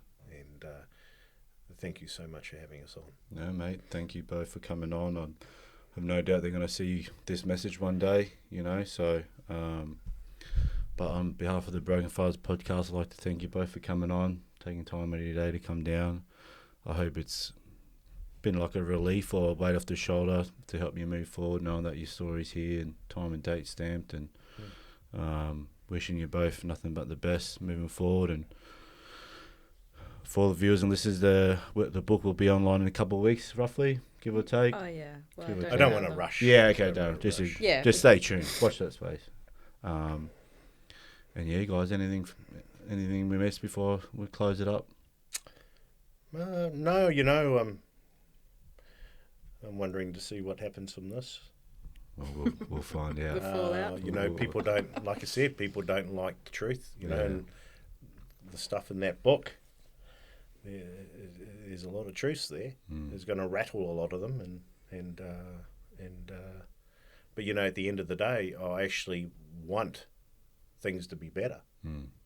The intention is wanting to things good better, intention, but not people close their eyes and think, oh yeah, and use, you know, and blame this or blame that. You know, one of the key things in any relationship is choose wise and follow your gut.